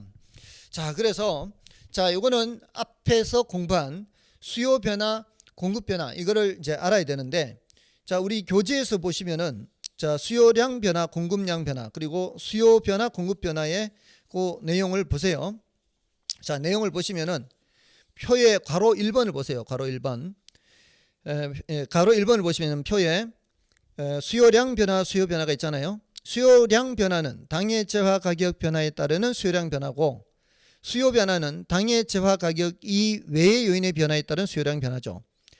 자, 그리고 수요량 변화는 수요곡선상의 점의 이동이라고 되어 있고요. 수요 변화는 수요곡선 자체 이동, 이렇게 되어 있죠. 자, 그래서 가로수기 뭐라고 되어 있어요? 새로운 수요곡선을 그려서 나타내는 게 수요 변화고요. 그 기억해 보시면은 소득이 증가할 때 정상제는 수요가 증가죠. 소득 증가할 정상제할 땐 수요 증가, 같은 방향이죠. 근데 열등제의 경우는 소득이 증가해도 수요가 감소해, 반대로 움직이는 거죠. 그리고 밑에 니은과 디귿은 그 관련제 가격 변화를 말하죠. 대체제 가격이 올라가잖아요. 상승, 화살표 위에요. 그럴 때 당해자 수요가 증가하게 되죠. 근데 보완제 가격이 올라갈 때는 당해자 수요가 감소하게 되는 거죠. 자, 근데 리을은 뭔가 하면은 당해재화의 가격 상승 예상이에요. 자, 요것도 조심은 해야 되는데, 당해재화 가격 상승이 예상된다면, 그러니까 앞으로 가격이 상승할 것이 예상된다면 사람들이 어떻게 행동할까, 이 말이에요. 예를 들어 내가 사과를 사러 갔는데 지난번하고 가격은 변함이 없이 똑같아요. 이 가격은 변함이 없이 똑같다는 얘기는 수요량 변화 요인은 아니란 말이에요. 가격이 변한 게 아니라서. 근데 그 과일 가게 직원이 다음에는 가격이 올라갈 것 같아요, 이렇게 얘기한단 말이에요. 그게 가격 상승 예상에 대한 거예요. 가격이 올라갈 것 같아요 이러면 어떻게 해요? 그럼 듣는 저로서는 그럼 미리 더 살까? 지난번하고 가격은 똑같아도 앞으로 가격이 올라갈 것 같다는 말에 지금 수요를 증가시킬 수 있죠. 자, 그래서 요거는 당해제와 수요 증가, 이렇게 되는 거죠. 자, 그렇게 이제 봐주시면 되고요. 밑에 괄호 2번의 공급량 변화와 공급 변화는 이거는 뭐 여기서는 특별히 체크할 게 많지는 않습니다. 많지는 않고 다만 디귿에 보시면은 표에 디귿 있죠. 공급의 변화의 디귿. 자, 거기에 당해재화 가격 상승 예상이라고 돼 있잖아요. 자, 요거 공급자들이 예상하는 거예요. 자, 조금 전에 위에서는 수요 변화에서는 수요자들이 예상하는 거예요. 수요자들 입장에서는 앞으로 가격이 상승할 것이 예상되면은 수요를 증가시키잖아요. 근데 공급자들 입장에서는 당해재화 가격 상승이 예상되면은 공급을 줄이죠. 왜? 앞으로 올라가면 더 팔기 위해서 지금 공급을 줄인다는 겁니다. 자, 그게 이제 수요자와 공급자의 차이점이라고 볼 수 있고요. 자, 그 밑에 2번 문제를 볼게요. 자, 이번에 아파트의 수요 공급에 대한 설명 중 틀린 것은 1번에 어떤 상품의 가격이 상승하게 되면 대체 효과에 의해 다른 재화의 수요량이 상대적으로 증가한다. 자, 이런 표현은 일단은 패스해도 돼요. 우리 시험에 실전에 이렇게 나옵니다. 근데 이 표현은 중요도가 굉장히 낮고 난이도가 높은 표현이에요. 그러니까 평소에 수업 들을 때 나오던 표현이 아니잖아요. 듣던 표현이 아니면은 일단은 패스하고 지나가는 게 좋아요. 우리 시험에서는 이런 표현, 어려운 표현들이 간혹 나오는데 보통 정답 지문이 되는 것은 아니에요. 일단은 남겨놓고요. 그다음에 상호 보완 관계 있는 재화의 가격 변화 방향은 대상 부동산의 수요 변화 방향과 서로 반비례 관계에 있다. 자, 요거는 뭔 소리예요? 앞에서 대체재 가격이 변할 때는 어떻게 된다 그랬어요? 대체재 가격이 변할 때는 내가 살펴보는 재화 수요가 증가한다. 대체재 가격이 변할 때는 비례라 그랬죠. 비례. 대체재 가격이 변할 때는 이게 비례예요. 근데 보완재 가격이 변할 때는 어떻다고요? 보완재 가격이 변할 때는 여기가 내가 살펴보는 재화 수요가 반비례, 반대로 움직이고 있죠. 자, 요거를 얘기하는 거예요. 그래서 상호 보완 관계 있는 재화의 가격의 변화 방향은 요거 변화 방향은 대상 부동산의 수요 변화 방향과 서로 반비례 관계에 있다. 자, 요런 얘기고요. 다음에 3번에 아파트 가격 하락은 공급 곡선 상해에서 공급량을 감소시키고, 자, 아파트 가격, 아파트 수요 공급이니까 아파트 가격은 같은 곡선상의 점에 이동이 되겠죠. 그래서 공급량을 감소시키고, 시멘트 등 건축비 하락은 공급 곡선 자체를 우하향 이동시킨다. 자, 건축비가 하락하는 것은 가격 외의 요인이죠. 건축비는 이거는 가격 외의 요인이에요. 가격 외의 요인. 자, 가격 외의 요인이 변해서, 자, 건축비가 하락하면은 공급이 어떻게 해요? 그러면 공급이 증가하겠죠. 자, 공급 곡선이 오른쪽으로 이동하는 거죠. 자, 공급 곡선이 오른쪽으로 이동해요. 자, 요거는 우리 이 교재에서는 우하향 이동시킨다 이렇게 돼 있죠. 자, 이게 우측으로 이동하는 거나 우하향 이동하는 거나 같은 말입니다. 이게 모양을 이렇게 나타내는 거니까. 그래서 3번은 맞는 말이고요. 그다음에 4번에 대체 주택에 대한 수요 증가는 아파트 수요를 증가시킨다. 자, 지금 요걸 조심해야 돼요.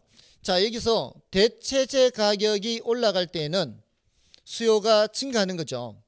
자, 근데 대체 주택에 대한 수요 증가했잖아요. 그럼 아파트, 지금 우리가 이 문제는 지금 아파트 수요잖아요. 아파트 수요. 아파트 수요에서 대체 주택은 뭐예요? 대체 주택은 아파트 수요에서 대체 주택은 빌라 같은 거 생각하면 되죠.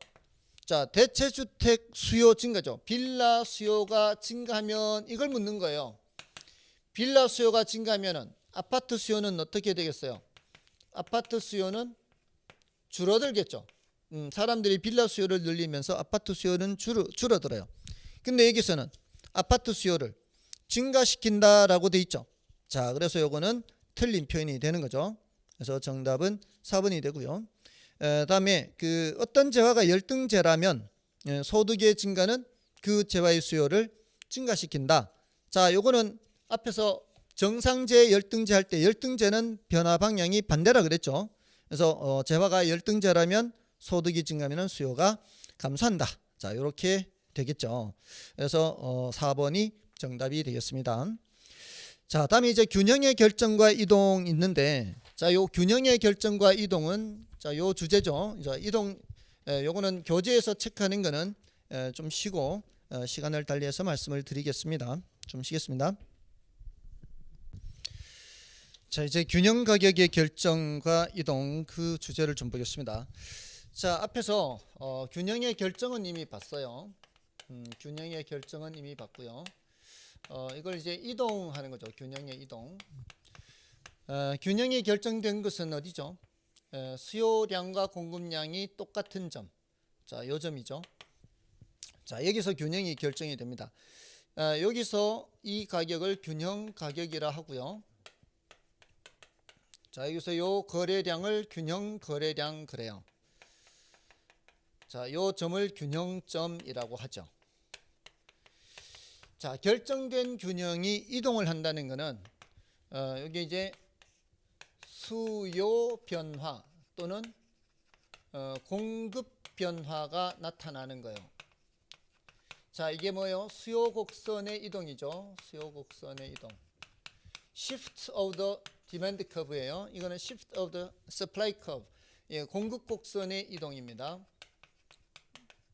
자, 그러니까 위든 아래든 가격 외의 요인이 변하는 거예요.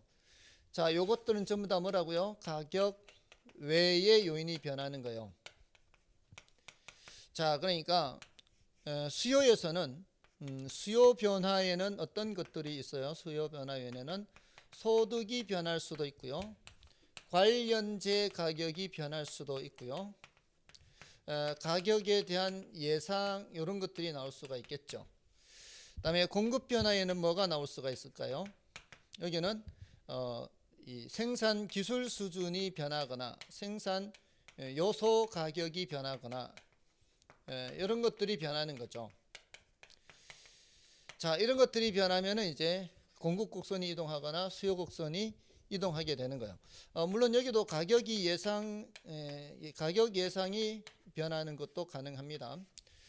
앞에서 살펴봤죠. 수요자들은 가격 상승을 예상하면은 수요가 증가하는데 공급자들은 가격 상승을 예상하면은 공급이 감소합니다.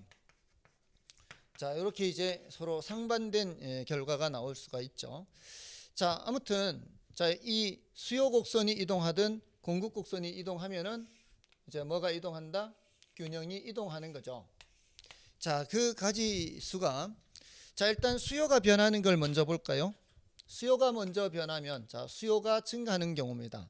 자, 요거를 1번이라고 해 볼게요. 요 수요가 감소하는 거 요거를 2번이라고 해 볼게요. 자, 수요가 증가한다는 거. 자, 첫 번째, 두 번째가 수요가 감소하는 거. 자, 수요가 증가한다는 것은 시장이라는 무대에 사람들이 많아지는 걸 말해요. 시장이라는 무대에 수요자들이 더 많아져요.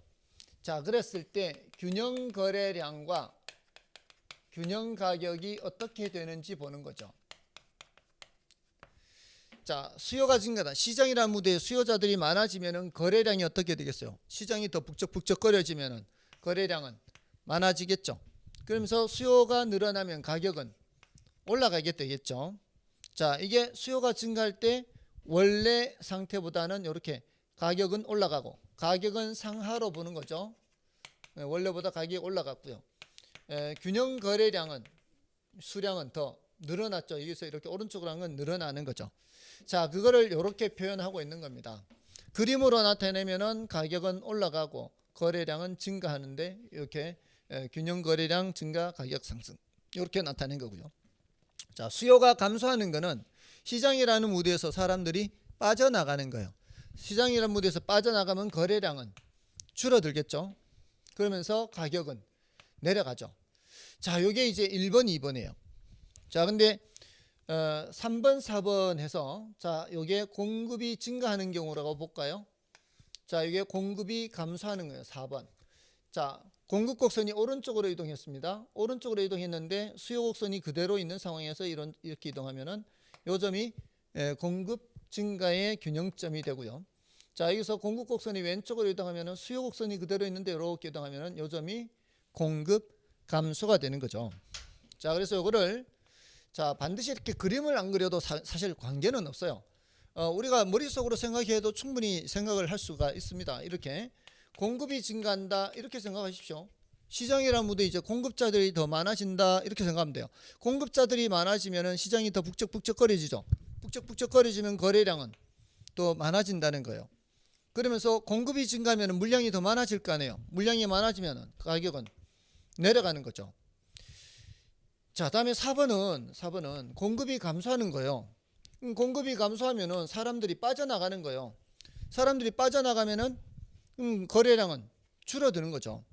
그러면서 균형 가격은 어떻게 해요? 물량이 모자라면 가격이 올라가게 되겠죠. 자, 여기서 우리는 이제 어떤 패턴을 알 수가 있어, 사실은. 자, 이걸 패턴을 보면은 자, 이거를 이제 기호로 썼는데 이걸 글자로 바꿔볼까요? 이 수요 증가란 말이 나오잖아요. 증가라는 말이 나오면 여기는 반드시 증가란 말이 나와야 돼요. 자, 이게 공급 증가죠. 공급이 증가라는 말이 나오잖아요. 거래량이 반드시 여기가 증가가 나와야 돼요. 자, 이게 뭘 의미하는 거예요? 이거는 항상 일치한다는 겁니다. 그럼 여기는 뭐예요? 감소죠. 수요 감소. 수요 감소하면은 거래량 감소, 여기도 감소가 나와야 돼요. 이게 항상 일치한다는 얘기입니다. 여기도 뭐예요? 공급이 감소, 거래량 감소. 여기가 감소, 이 감소 이렇게 되는 거죠. 자, 그러니까 우리가 실제로 문제를 풀 때 수요 증가란 말이 하면 뒤에 증가란 말이 나와야 된다는 거예요. 감소하면 감소란 말이 나와야 되고. 자, 근데 가격은 보세요. 이게 어떤 패턴을 찾을 수 있는가 하면은 수요의 경우에는 끝까지 일치합니다. 방향이. 위로죠. 이게 상승인데 이제 글자로 쓰면은 상승인데 끝까지 일치합니다. 위로가. 또 아래. 수요가 감소한다. 거래량 감소한다. 가격이 하락한다. 다 밑으로죠. 자, 근데 공급은 그렇지 않습니다.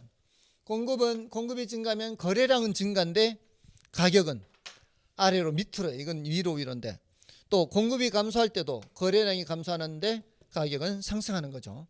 자, 그래서 수요의 경우는 균형이 이동해서 모두 처음부터 끝까지 방향이 일치하는 거고요. 공급의 경우에는 가격에서는 방향이 달라지게 되는 겁니다. 자, 이렇게 하면은 수요 곡선이 이동하거나 공급 곡선이 이동할 때 균형의 이동이 별로 어렵지 않죠. 사실 여기 지금 뭐가 생략이 돼 있는 거예요? 수요 곡선이 이동할 때, 수요 곡선이 이동할 때 공급은 불변인 것이 이제 전제가 돼 있는 거죠.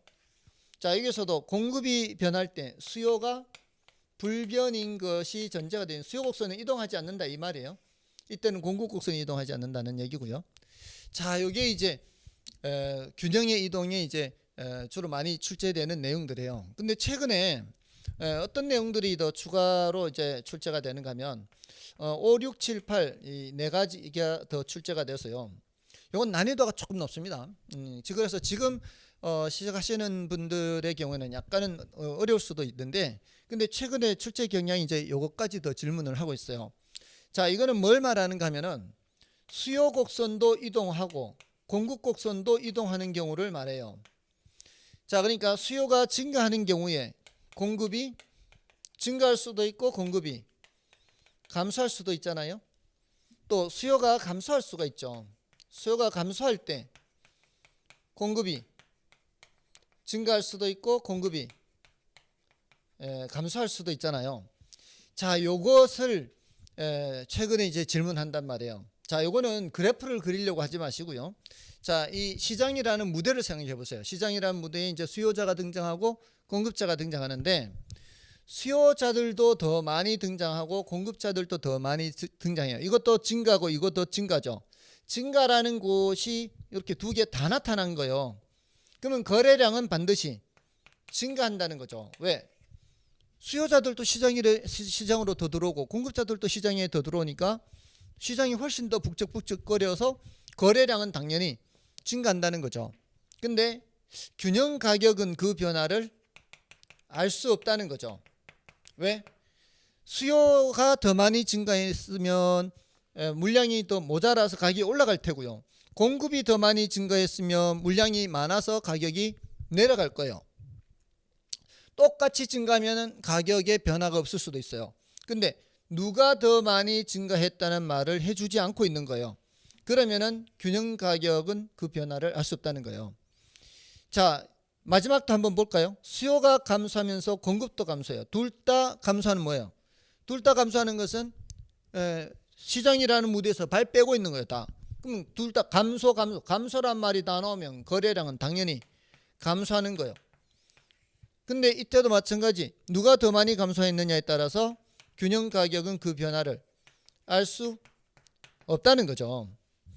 자, 그래서 이 5, 6, 7, 8의 특징은요, 둘 중에 한 군데로 이렇게 알 수 없다는 게 나와요. 자, 근데 6번, 7번은 뭘까요? 자, 요거 보세요. 한쪽은 증가고 한쪽은 감소해요. 자, 수요자들은 무대에 더 많이 들어오는데 공급자들은 빠져나가네요. 수요자들을 보면 거래량이 증가할 것 같은데 공급자들을 보면 거래량이 감소할 것 같아요. 자, 이럴 때는 요거를 알 수 없는 거예요. 거래량이 어떻게 될지 알 수 없다가 되는 거죠. 근데 반대쪽은 반드시 알 수 있어요. 왜냐? 수요가 증가하는 거는 가격이 올라가는 거죠. 공급이 감소하는 것도 가격이 올라가는 거죠. 자, 가격이 올라가는 두 가지 경우가 동시에 나타났기 때문에 가격은 당연히 올라가는 거예요. 자, 어느 한쪽을 알 수 없다는 건 다른 한쪽은 반드시 알게 된다는 뜻이거든요. 자, 그리고 수요가 감소하면서 공급이 증가해요. 자, 수요 쪽은 감소해. 발 빼고 있어요. 거래량이 감소하는데 공급자들은 더 들어와요. 거래량이 늘어나요. 근데 어느 쪽에 영향이 더 큰지 문제에서 알려주지 않으면은 그 변화를 알 수 없다는 거죠. 근데 이때도 뭐는 알 수 있다. 가격 변화는 알 수 있어요. 왜? 수요가 감소하는 거 2번이거든요. 수요 감소는 가격 하락하죠. 공급이 증가하는 것도 가격이 하락하죠. 가격이 하락하는 두 가지 2번, 3번이 동시에 나타난 거예요. 그럼 가격은 당연히 하락하게 된다는 거죠. 자, 여기서 패턴이 그대로 드러나고 있죠. 5, 6, 7, 8은 어느 한쪽은 알 수 없고 다른 한쪽은 반드시 알 수 있다는 거죠. 자, 근데 여기서 어느 쪽이 더 크다 작다 문제에서 알려주잖아요. 그러면은 큰 쪽만 보면 되는 거예요.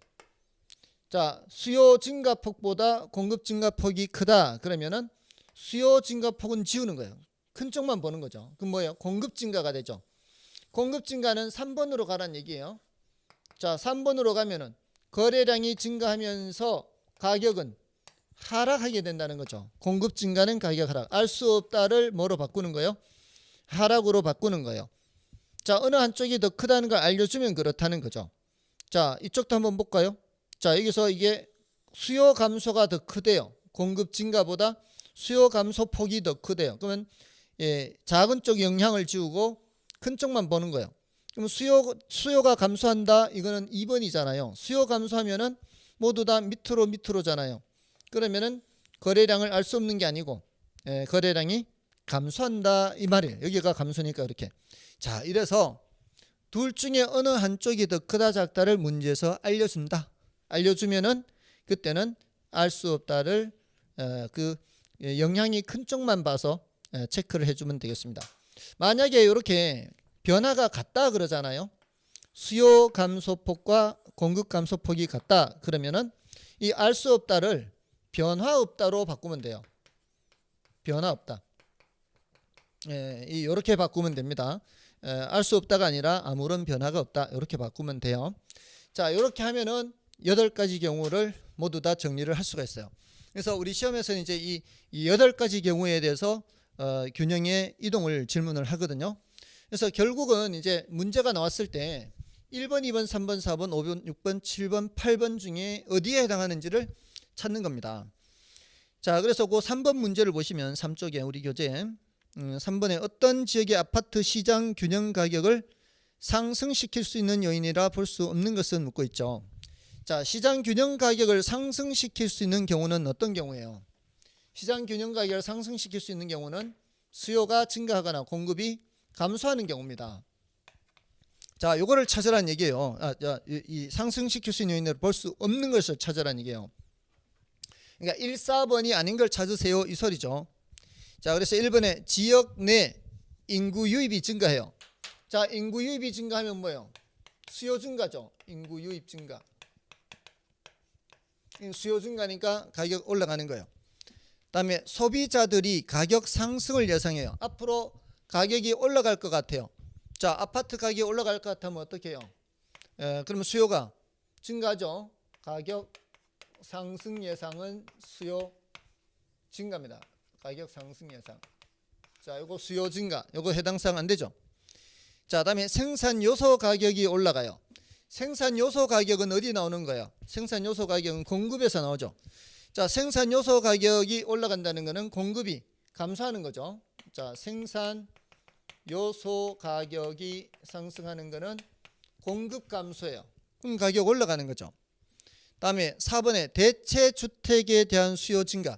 자, 아파트 시장이잖아요. 지금 우리가 이 문제에서 자, 아파트 시장인데 지금 뭐가 증가한다고? 대체 주택에 대한 수요 증가예요. 그럼 뭐야? 빌라 수요 증가죠. 자, 빌라 수요가 증가하는 거는 아파트 수요는 감소하게 되는 겁니다. 빌라 수요 증가는 이거는 아파트 수요가 감소한다는 거죠. 자, 그러니까 요거는 가격이 하락하는 것으로 가겠죠. 자, 그래서 정답은 요 놈이 되고요. 그다음에 5번에 보완제 가격이 하락하잖아요. 자, 보완제 가격이 하락하는 거는 자, 이게 보완제 가격 하락은 내가 살펴보는 재화 수요는 증가하는 거죠. 아파트 수요가 증가한다라는 거예요. 그러니까 보완제 가격이 나오면은 이건 반대로 움직인다. 자, 이렇게 외우고 있으면 돼요. 그러니까 요 5번 지문은 굉장히 좀 어려운 지문이라고 볼 수 있어요. 보통 우리 대체재가 더 많이 나오잖아요. 대체재가 더 많이 나와서 대체재 가격 변화는 같은 말. 대갑이 이렇게 기억하라고 했죠. 대갑이 이렇게 기억하라고 했는데 간혹 가다가 보완제 가격이 나와요. 그럼 보가 반 이렇게 기억하면 돼요. 보완제 가격이 하락한다. 보완제 가격이 하락한다. 그러면 내가 살펴보는 자 수요 증가다. 보가 반대로 수요 증가다. 이렇게 하면 되겠죠. 그래서 첫 번째 1번 지문 인구 유입 증가, 수요 증가, 소비자 가격 상승 예상, 요거 수요 증가. 그다음에 생산 요소 가격 상승, 3번 공급 감소. 그다음에 4번은 이 대체 주택에 대한 수요. 이게 4번이 정답. 5번은 이렇게 해서 수요 증가. 그래서 4번이 정답이 되겠습니다. 다음 주제는 이제 이 투자론에서 많이 나오는 현금 수지 측정이에요. 자, 이 현금 수지 측정은 우리 이제 부동산에 투자를 하게 되면은 돈이 이제 그 투자 금액이 나가고요. 그리고 이제 부동산으로부터 임대료 수입이 발생하고, 그리고 나중에 처분하면은 지분 복귀액도 발생해요. 자, 그 현금 수지를 측정하는 거예요. 자, 우리는 이제 뭐를 전제로 하는가 하면은 수익성 부동산을 전제로 하는 거예요. 수익성 부동산, 원룸 주택 뭐 이런 거예요. 제가 이제 2주 전에 저도 원룸 주택도 이렇게 알아보고 했었는데, 이 현금 수지를 측정하는 거는 바로 그런 원룸 주택의 경우에 얼마나 돈이 들어오고 나가느냐, 이거 계산하는 겁니다. 자, 여기에는 영업 수지 계산이라는 게 있고요. 자, 지분 복귀액 계산이라는 게 있어요. 이 영업 수지 계산이 훨씬 중요합니다. 이거는 이제 매년 계산하는 이제 임대료 수입 계산하는 거예요. 임대료 수입. 이걸 이제 소득 이득이라고 하죠. 소득 이득. 자, 근데 지분 복귀액은 이제 나중에 나한테 돌아오는 돈 계산하는데, 요거는 시세 차익을 계산한 거예요. 시세 차익. 시세 차익과 관련돼요. 자, 이걸 이제 자본 이득과 관련된다 그러죠. 자, 그중에 우리는 뭐가 더 중요하다? 자, 이 영업 수지 계산이 더 중요해요. 자, 그래서 이 영업 수지 계산을 보면은, 자, 예를 들어 볼게요. 이제 뭐 부동산을 알아볼 때, 자, 이게 이제 20칸짜리 원룸 주택이요. 20칸짜리 원룸 주택인데, 이게 10억의 매물로 나왔어요. 10억에. 10억의 매물로 나왔는데, 자, 이게 살만한 건지 아니면은 투자하지 못할 건지 이제 판단을 해야 되잖아요. 자, 이럴 때 이 20칸짜리 원룸 주택에서 소득이 얼마만큼 들어오는지를 계산하고 싶은 거죠. 자, 그래서 가능총 소득 해가지고요. 자, 이게 이제 20칸인데 한 칸당 500만 원이라고 가정해 볼게요. 20칸인데 한 칸당 500만 원. 이게 연간 500만 원, 연간 1년에. 우리가 이런 계산을 할 때는 1년을 기준으로 계산하는 겁니다. 자, 1년을 기준으로 계산을 하는데, 자, 연간 이제 얼마가 발생하는, 이렇게 하면 이러면 이제 1억이 되겠죠. 자, 이런 물건이 이제 10억의 매물로 나왔다 이 말이에요. 이걸 이제 투자를 할 만한가 그렇지 않은가 이제 판단하려고 하는 거예요. 자, 그런데 문제는 이제 가능총소득 1억 원이 다 내 주머니에 들어온다는 보장이 없어요. 왜냐하면은 이 20칸이 딱 이제 100% 딱 차야 되죠. 공실 없이 계속 돌아가야 1억인데 뭐 중간중간에 공실이 있을 수 있잖아요. 그러면은 내가 손에 잡을 수 있는 돈은 1억이 안 될 수 있다는 거예요. 그래서 어느 정도 이걸 감안을 해야 돼요. 우리가 물건 살 때 너무 이걸 과대평가할 수 있거든요. 잘못하면은. 그래서 약 이제 5%에서 한 10% 정도, 5%에서 10% 정도를 공실 같은 거를 감안을 해야 돼요. 그리고 방은 찾는데 돈이 안 들어올 수 있잖아요. 이런 걸 감안해서 5에서 10% 정도는 감안을 해야 우리가 과대평가를 하지 않게 돼요. 자, 그래서 그걸 한 1,000만 원 잡을게요. 자, 그래서 실제로 내 주머니에 들어오는 돈이 유효총소득이다라고 생각하시면 돼요. 이거는 일단 내 주머니에 입금이 된 돈이에요. 자, 이 상태에서 3단계로 빠져요. 그 3단계가 뭔가 하면은, 일단 내가 제일 급한 게 운영 경비거든요. 운영 경비를 빼야 나한테 좀 떨어지는 게 나오죠. 그걸 순영업 소득이라 그래요. 자, 여기 운영 경비를 빼서 이게 7천만 원이라고 쳐볼게요. 자, 이게 이제 뭐가 빠진다고요? 경비가 빠진다고요. 여기는 뭐 때문에요? 공실 때문에. 또 방은 찾는데 돈을 안 내는 사람들 때문에 요 금액의 차이가 있어요. 그러니까 요 금액의 차이가 나는 게 뭐 때문인지 기억해야 돼요. 요거는 뭐 때문이다? 경비 때문에 요 차이가 있어요. 다음에 자, 이 10억이 다 내 돈으로만 투자가 되면은 다 내 거라고 볼 수 있어요, 이게. 근데 이게 돈이 모자라서 남의 돈을 6억을 빌렸다고 칠게요. 타인 자본을. 내 돈은 4억이 들어가고 타인 자본은 6억이 들어갔어요. 자기 자본은 4억이고. 자, 요거 6%로 대출 받았다고 칠게요. 자, 그러면 이게 다 내 것이 아니에요. 남의 돈을 빌려서 투자했기 때문에. 자, 여기서 이제 원금 이자를 갚는다고 치고 나한테 떨어지는 금액을 세전 현금 수지 또는 세전 현금 흐름 관계 없습니다. 세전 현금 수지, 세전 현금 흐름. 자, 요게 3천만 원이라고 치고요. 자, 세전이 있다는 건 뭐도 있다는 거요? 세후도 있다는 거죠. 세후 현금 흐름 또는 세후 현금 수지. 자, 여기 이제 2,500만 원 이렇게 이제 치고요. 자, 여기 이제 위에서부터 이제 차이 나는 거를 이제 함께 적어봐야 돼요. 자, 일단은 이거 다 외워야 되거든요. 가유, 순전, 후 이렇게 외우고요. 일단 가유, 순전을 써놓고 가가 뭔지 유가 뭔지 자, 이걸 좀 표시를 해 볼 필요가 있어요. 가유, 순전, 후 이렇게. 자, 가능총소득 1억이 다 내 주머니에 들어오지 않는 이유가 뭐라고요? 자, 1억이 다 내 주머니에 들어온다는 보장이 없어요. 그 이유가 자, 뭐 때문에? 공실. 빈 방이 있을 수도 있고요. 그리고 방은 찾는데 돈을 못 내는 사람들 있잖아요. 그게 이제 불량부채 충당금 또는 대손 충당금 그래요. 손실을 보는 거죠, 손실. 그리고 간혹 이제 기타 소득이 있어요. 주차장을 이제 외부에 이제 유료로 받는다거나 또는 뭐 자판기 수익 같은 거 이런 기타 소득이 있을 수 있거든요.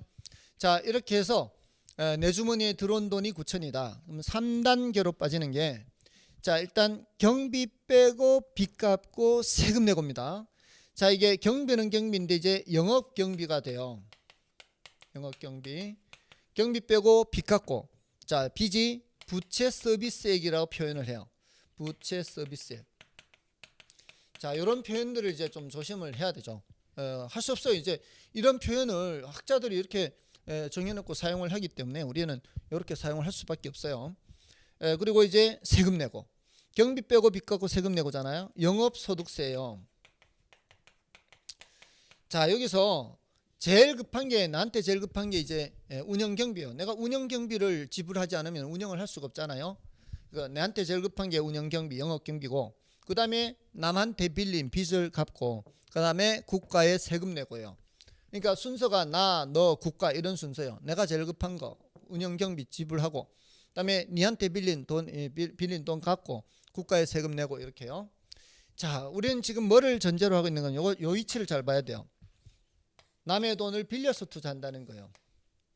자, 남의 돈을 빌려서 투자하기 때문에 자, 요걸 우리는 윗동네 아랫동네로 구별해야 돼요. 자, 윗동네는 요 7천만 원 번 순영업 소득까지는 총 투자액이 벌어들이는 거예요. 총 투자액 10억이 벌어들이는 거예요. 자, 근데 요 3천만 원이나 2,500만 원은 그게 아니죠. 지금 남의 돈 6억을 빌려서 여기에 대한 대가를 줬잖아요. 부채 서비스액. 자, 부채 서비스액 4천을 줬기 때문에 3천이 남은 거 아니에요. 요 3천만 원과 2,500만 원은 내 돈, 지분 투자액이 번 거예요. 지분 투자액 4억이 번 거죠. 자, 그래서 윗동네와 아랫동네의 차이가 나는 이유는 남의 돈을 썼기 때문이에요. 자, 그래서 이 윗동네 아랫동네 경계 짓는 요 위치에 부채 서비스액이 있죠. 이게 바로 남의 돈 빌린 데 대한 거잖아요. 만약에 남의 돈을 안 빌렸으면 이게 0이란 말이에요. 0. 그러면 이게 같아진단 말이에요. 그래서 이 경계에 누가 있는지를 잘 보시라고요. 윗동네 아랫동네 경계에는 부채 서비스액이 있어요. 이게 남의 돈을 빌려서 투자하는 걸 전제로 하기 때문에 이렇게 돼 있고 남의 돈 사용에 대한 대가를 줬기 때문에 이거 주고 남는 거는 이제 내 돈하고 비교해야 된다 이 말이에요. 자, 그래서 우리 실무적으로는 4억 내 돈으로 얼마 벌은 이거 가지고 많이 이 수익률 이제 브리핑을 해요. 실무에서는 세후 소득으로는 브리핑 안 해요. 세전 소득으로 브리핑합니다. 자, 요거 이제 나중에 여러분들 실무에 가면 이것도 안 해요. 이것도 아니고 내 돈 투자한 것에 대해서 얼마만큼 버는지 요거 가지고 이제 수익률 이런 걸 이제 계산을 하게 되는 겁니다. 자, 일단 요거는 영업수지 계산이죠. 자, 영업수지 계산인데, 자, 이 계산이 지분복귀액 계산도 있죠. 자, 중요도는 이제 영업수지 계산보다는 좀 낮습니다. 근데 이 지분복귀액은 나중에 처분할 때란 말이에요. 처분할 때 우리 매도액 있죠, 매도액. 자, 예를 들어 이제 5년 후에 처분한다고 치면 5년 후에 처분을 11억에 한다고 쳐볼게요. 자, 5년간 요 있죠, 요거 영업수지 계산. 이거는 매년 계산해야 돼요. 근데 요거는 5년 후에 한 번 하는 거예요, 한 번. 자, 매도액이 11억이라고 치면, 자, 매도액이 유효 총소득하고 요 같은 높이에요. 자, 그 다음에 밑으로 내려오면서 세 단계로 빼는 게 똑같아요. 오른쪽도. 그래서 경비 빼고 빚 갚고 세금 내고, 여기서도 경비 빼고 빚 갚고 세금 내고예요. 자, 그 순서대로 순, 전, 후 똑같습니다. 가유 순전후 할 때 순전후 했던 것처럼 여기서 매 순전후 할 때 순전후 똑같아요. 자, 요 수는 순매도액이 되는 거고요. 저는 세전 지분복귀액이고요. 세전 지분복귀액. 후는 세후 지분복귀액 이렇게 되는 겁니다. 자, 이게 세 단계가 뭐라고요? 여기하고 똑같다고요. 경비 빼고 빚 갚고 세금 내고, 여기도 경비 빼고 빚 갚고 세금 내고. 자, 이 경비는 경비인데 여기는 매도 경비 그래. 매도 경비. 매도 경비. 다음에 여기는 순매도액에서 요거는 빚을 갚는 거잖아요. 자, 빚 갚는 건 요 자리였잖아요. 자, 이 부채 서비스액은 원금과 이자의 합으로 되어 있습니다. 자, 요거 조심해야 돼요. 실무에서는 이자만 돼 있어요. 실무에서는. 근데 우리 이론적으로 얘기할 때는 원금 이자를 다 빼는 거예요. 자, 그러니까 예를 들어 5년간 지금 5년 후 처분하는 거니까 5년간 원금 이자를 좀 갚는 거잖아요. 그러면 이제 원금 이자를 좀 갚는데 다 못 갚으면 남은 잔금은 나중에 처분할 때 갚아야 된다는 얘기죠. 자, 그렇게 하면 이제 세전 지분복귀액 되는 거예요. 자, 빚은 갚았다는 얘기입니다. 그리고 세전 세후 요거는 지분복귀액이 지분복귀액. 나한테 돌아오는 돈이다 이 말이에요. 자, 그 다음에 세전이라는 얘기는 뭐도 있다는 얘기예요? 세금도 있다는 얘기죠. 자, 경비 빼고 빚 갚고 세금 내고, 여기도 경비 빼고 빚 갚고 세금 내고, 여기서의 세금은 자본이득세입니다. 자, 이 자본이득세는 다른 데서는 양도소득세라고 하는 거죠. 양도소득세. 자, 여기 투자론에서는 자본이득세라고 하지만 다른 데서는 양도소득세. 자, 경비 빼고 빚 갚고 세금 내고, 저쪽도 경비 빼고 빚 갚고 세금 내고, 이쪽은 매순전후. 매순전 매도액에서 경비 빼고 빚 갚고 세금 내고. 만약에 굳이 계산을 한다면 이제 11억에 팔았다. 매도 경비가 1,000만 원 정도 나왔다. 그러면 여기는 순매도액은 10억 9천만 원이다. 뭐 이런 이제 계산을 해 나가는 거죠. 그리고 남은 잔금이 만약에 6억을 빌려서 5년간 좀 갚고 남은 잔금이 뭐 한 5억 된다. 그러면 여기 이제 10억 9천에서 5억 갚았으면은 5억 9천만 원이 돌아온다. 뭐 이런 식으로 계산하는 거예요. 그리고 자본이득세가 뭐 한 5천만 원 된다. 그러면 여기 5천만 원 빼면 5억 4천만 원이 나한테 돌아온다. 이런 식입니다. 자, 이런 식으로 해서 지금 내가 내 주머니에서 나가는 돈이 4억인데 내 주머니에 나가는 돈이 4억인데 이런 식으로 해서 벌면 그럼 내가 어느 정도 수익이 되느냐. 자, 이걸 가지고 우리 이제 뭘 하려고 하는 거예요? 투자 분석 기법을 적용하려고 하는 거예요. 자, 이거 투자할 만한 거냐? 투자하지 못할 거냐? 자, 이걸 따지는 게 그 다음 단계로 투자 분석 기법을 적용하는 겁니다. 자, 여기서 자, 우리 이론적으로 이제 조금 더 이제 교재를 보면서 말씀을 드릴게요. 자, 4페이지 보시면은 자, 그 영업수지 계산 공식대로 이제 다 외웠다고 치고요. 가유순전후. 자, 그 공식 밑에 영업경비 불포함 항목 있죠. 자, 영업경비 불포함 항목이냐, 영업경비에 포함되는 항목. 자, 요거 좀 체크를 해야 돼요. 자, 요거는 이제 이거는 뭐 더 이상 뭐 체크할 건 사실 없어요. 요거는 중요도가 좀 낮으니까. 근데 뭐를 더 체크해야 된다고요? 자, 여기에. 자, 영업경비예요. 영업경비. 자, 여기 이제 포함되는 항목과 포함되지 않는 항목을 좀 구별을 해야 돼요. 자, 해야 되는데 특히 경비 영업경비 불포함 항목을 더 주의를 해야 돼요. 자, 영업경비에 포함되지 않는 항목은 감자, 소개, 요거 자 이렇게 외우세요. 이렇게 요 감은 감가상각비고요. 자는 자본적 지출이고요. 이 자본적 지출은 그 지출의 효용 지속 기간이 장기에 걸쳐 있는 걸 말해요. 장기에 걸쳐 있는 것은 한 해의 경비로 털면 안 된다는 얘기예요. 그다음에 소유자 급여, 소유자가 자기 월급이라고 찾아가요. 그거는 경비가 아닙니다. 그리고 개인적인 업무비, 개인적인 비용 처리는 사무실 비용이 아니잖아요. 이런 거는 이 영업경비에 포함시키면 안 돼요. 자, 근데 그 뒤에 있는 것들은 뭐예요? 공실 및 불량부채 충당금. 자, 요거. 자, 이거 영업경비 아니죠, 당연히. 이거 영업경비는 여기에 들어가는 거지. 공실 및 대손 충당금은 위에 있잖아요. 또 원금이자 이런 거 영업경비 아니죠. 그다음에 영업소득세, 영업경비 아니죠.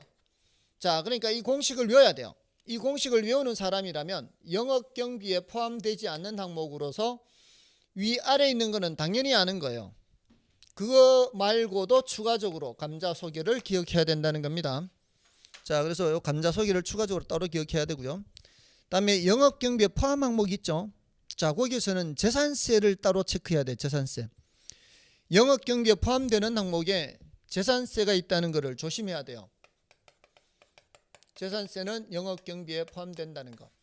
자, 이거 영업소득세는 영업경비에 포함되지 않죠. 근데 재산세는 영업경비에 포함된다. 자, 요거를 좀 체크를 하시면 되겠습니다.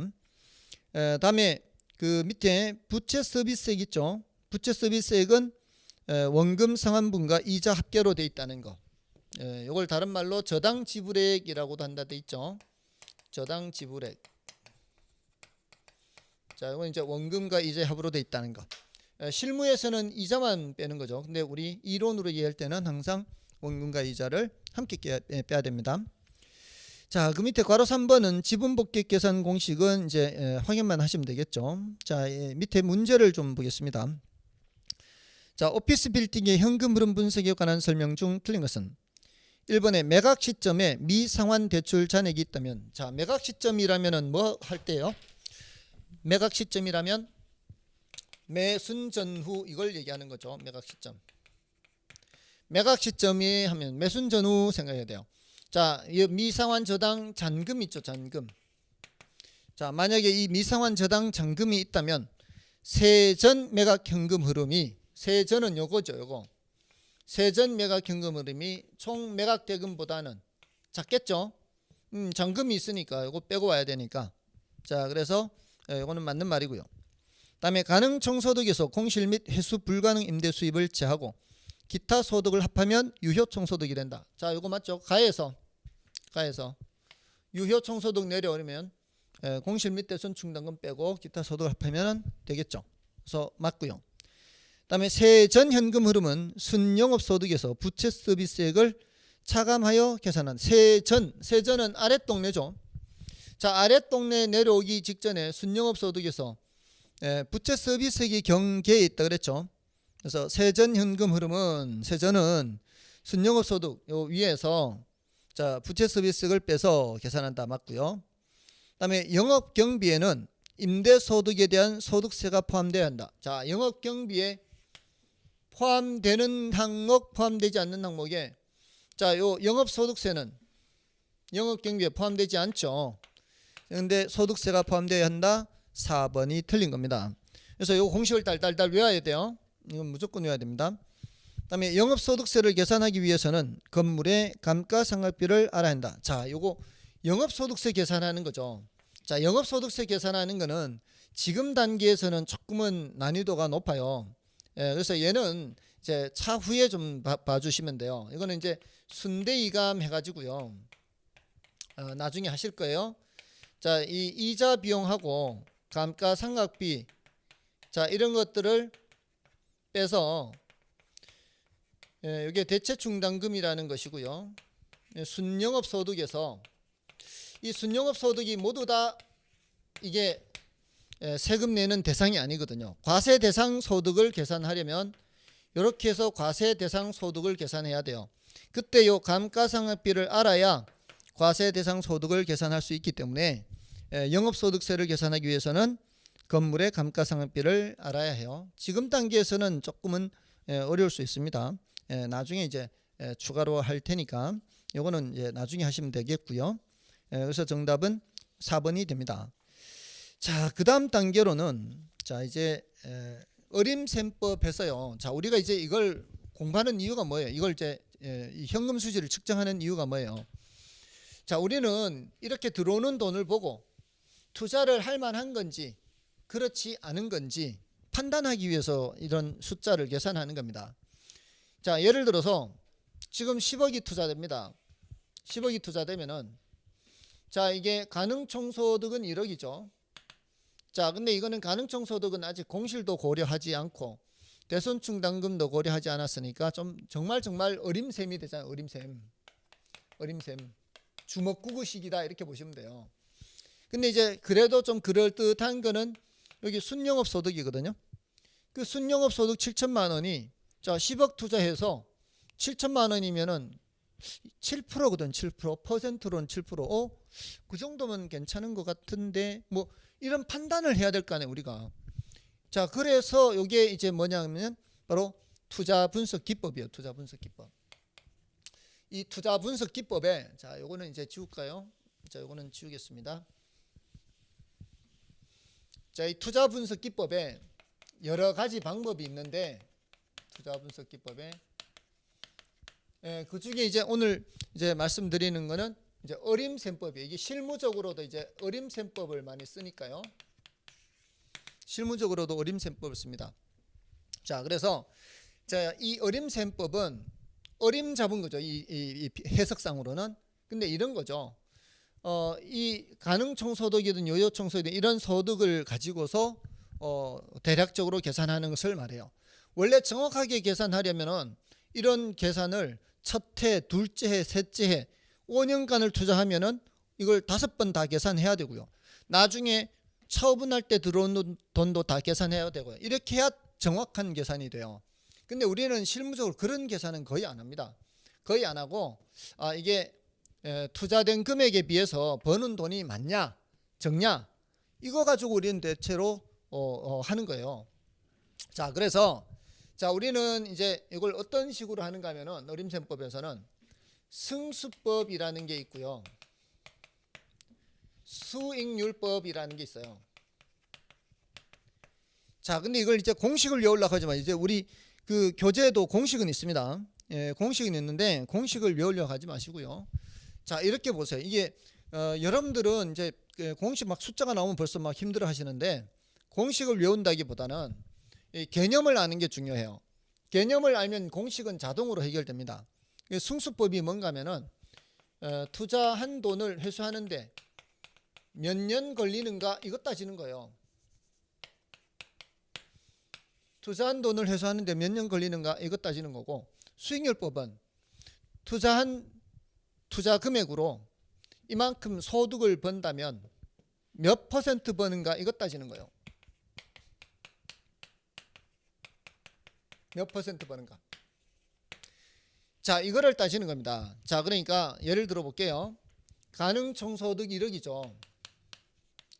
이 가능총소득 1억으로 투자된 금액 10억이죠. 이거 총투자액 10억을 회수하려면 몇 년 걸려요? 1억으로 10억 회수하려면 몇 년 걸립니까? 요거 10년 걸리죠. 자, 그거를 뭐라고 얘기를 하느냐? 가능 총소득 승수 그래요. 요게 10년 이렇게. 가능 총소득으로는 10년 걸린다 이 말이에요. 투자된 금액 회수하는데. 그러면 유효 총소득 승수도 계산할 수 있지 않을까요? 유효 총소득 승수는 어떻게 돼요? 9천만 원 9천만 원으로. 자, 일단 이런 거 계산할 때는 10년을 먼저 가는 거예요. 십진법으로. 10년을 먼저 가면은 9천만 원 9천만 원 9억 회수하죠. 10년 가면 9억 회수하고 아직 1억 더 남았잖아요. 그러면 약 11년이죠. 여기 약 11년, 약 11년. 이게 뭐예요? 유효 총소득 승수예요. 자, 그러니까 뒤에다가 승수자만 붙이면 되는데 가능 총소득 승수, 유효 총소득 승수 또 뭐예요? 순소득 승수, 이게 영업을 생략해서 순소득 승수, 세전 현금 흐름 승수, 세후 현금 흐름 승수, 뒤에다가 뭐만 붙인다고요? 승수만 붙인다고요. 자, 승수만 붙이는데, 자, 우리는 이제 가능 총소득 승수든 유효 총소득 승수든 모두 다 그냥 총소득 승수 그래요. 문제에서 가능 총소득을 주면 가능 총소득으로, 유효 총소득을 주면 유효 총소득으로, 자, 이렇게 하면 되는 거예요. 자, 그래서 총소득 승수가 있고요. 두 개 합해서 총소득 승수. 자, 여기는 뭐가 있고요? 순소득 승수가 있고요.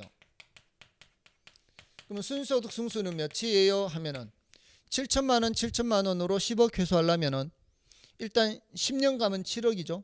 10년 가면 7억이고 아직 3억 더 남았잖아요. 7천만 원씩 7천만 원씩 4년 가면은 2억 8천이에요. 그러니까 총 14년을 가면은 9억 8천이 되는 거죠. 약 14년보다 조금 더 걸리는 거죠. 그러니까 순소득 승수는 약 14년 이렇게 되는 거죠. 자, 이런 식으로 이게 몇 년 걸려서 투자된 돈을 회수하느냐 따지는 거예요.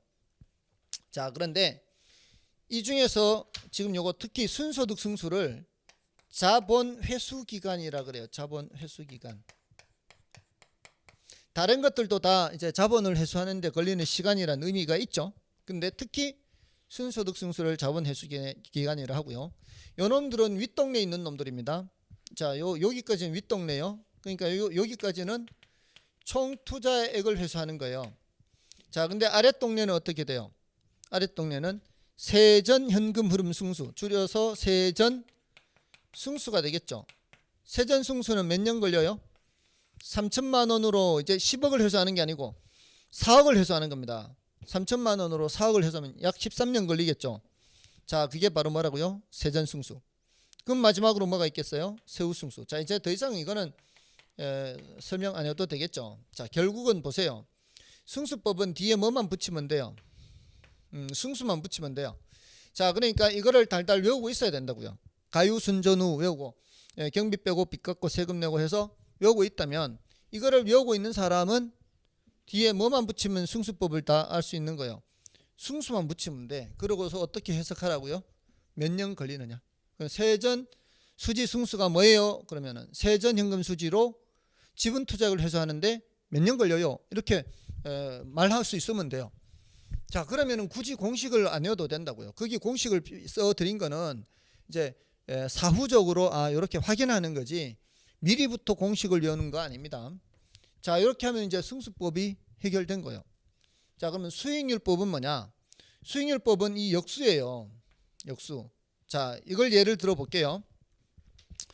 자, 4억으로 2,500만 원을 벌면은 몇 퍼센트 벌까요? 몇 퍼센트?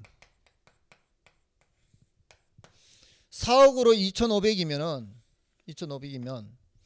6.25% 나오거든요.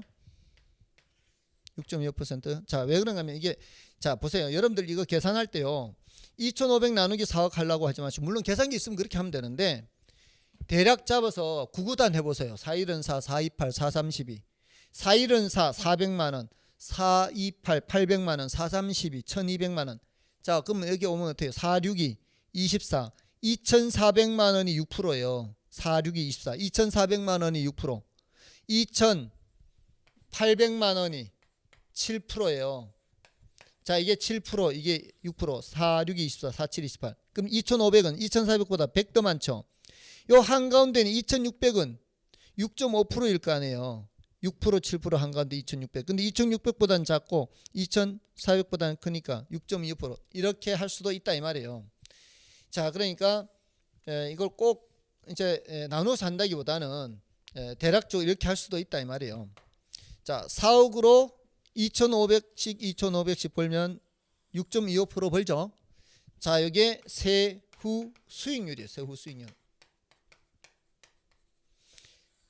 자, 그런데 만약에 2,500만 원으로 4억을 회수한다면 몇 년 걸릴까요? 이게 세후 승수거든요.